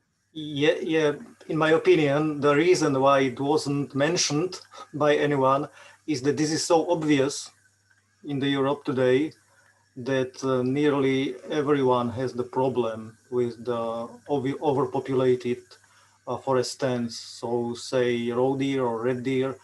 And yeah, I mean, that was the reason, that everybody is fighting with this problem, and all of us knows that without a reduction of these dense populations, basically the close to nature forestry is not possible. So it is the crucial problem. So I fully agree with Bertrand, but as I said, it was implicitly in all the presentations there. Yeah, so if it's enough as the answer.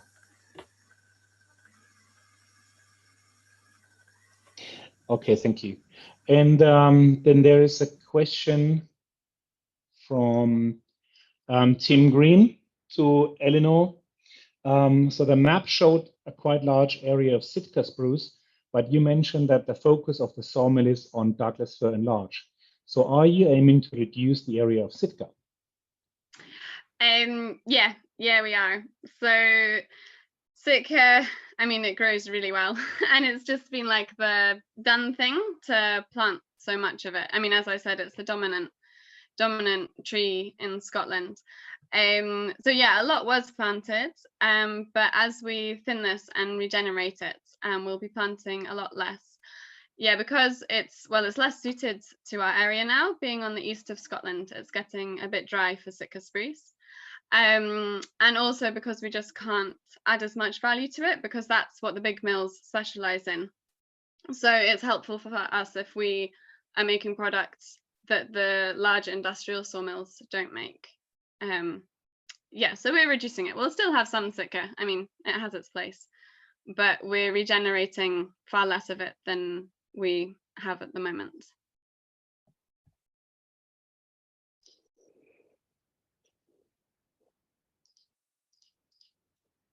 Okay, thank you. I think the rest of the questions need to be answered in the Q&A by the authors. And I think we are now done with the session. And I'll hand over to my colleague Andreas, who's doing the wrap-up.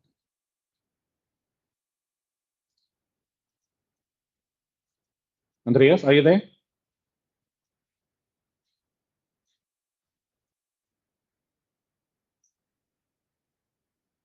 Yes, sorry. Okay, perfect. Always this mute button, you know, to get this cursor right on track. Let me just also start my video. Yes, thank you, Daniel. I will now have try to wrap this up. I mean, it's not easy because it's been a long day, and we heard a lot. But I'm still happy to see that we have many participants still with us. Maybe one thing that I would need to say, I mean, we have extraordinary times. Unfortunately, we will not be able to and not have the possibilities to discuss all these many interesting topics in a relaxed environment as we would do in a physical meeting now after we finalize all the presentations. But nonetheless, I think the presentations we heard today gave us a very comprehensive insight to the different integrated forest management approaches that are applied at the enterprise level and how those can contribute to balancing all these different trade-offs that we heard about between using forests, conservation of biodiversity, and also putting them into a context of varying local constraints.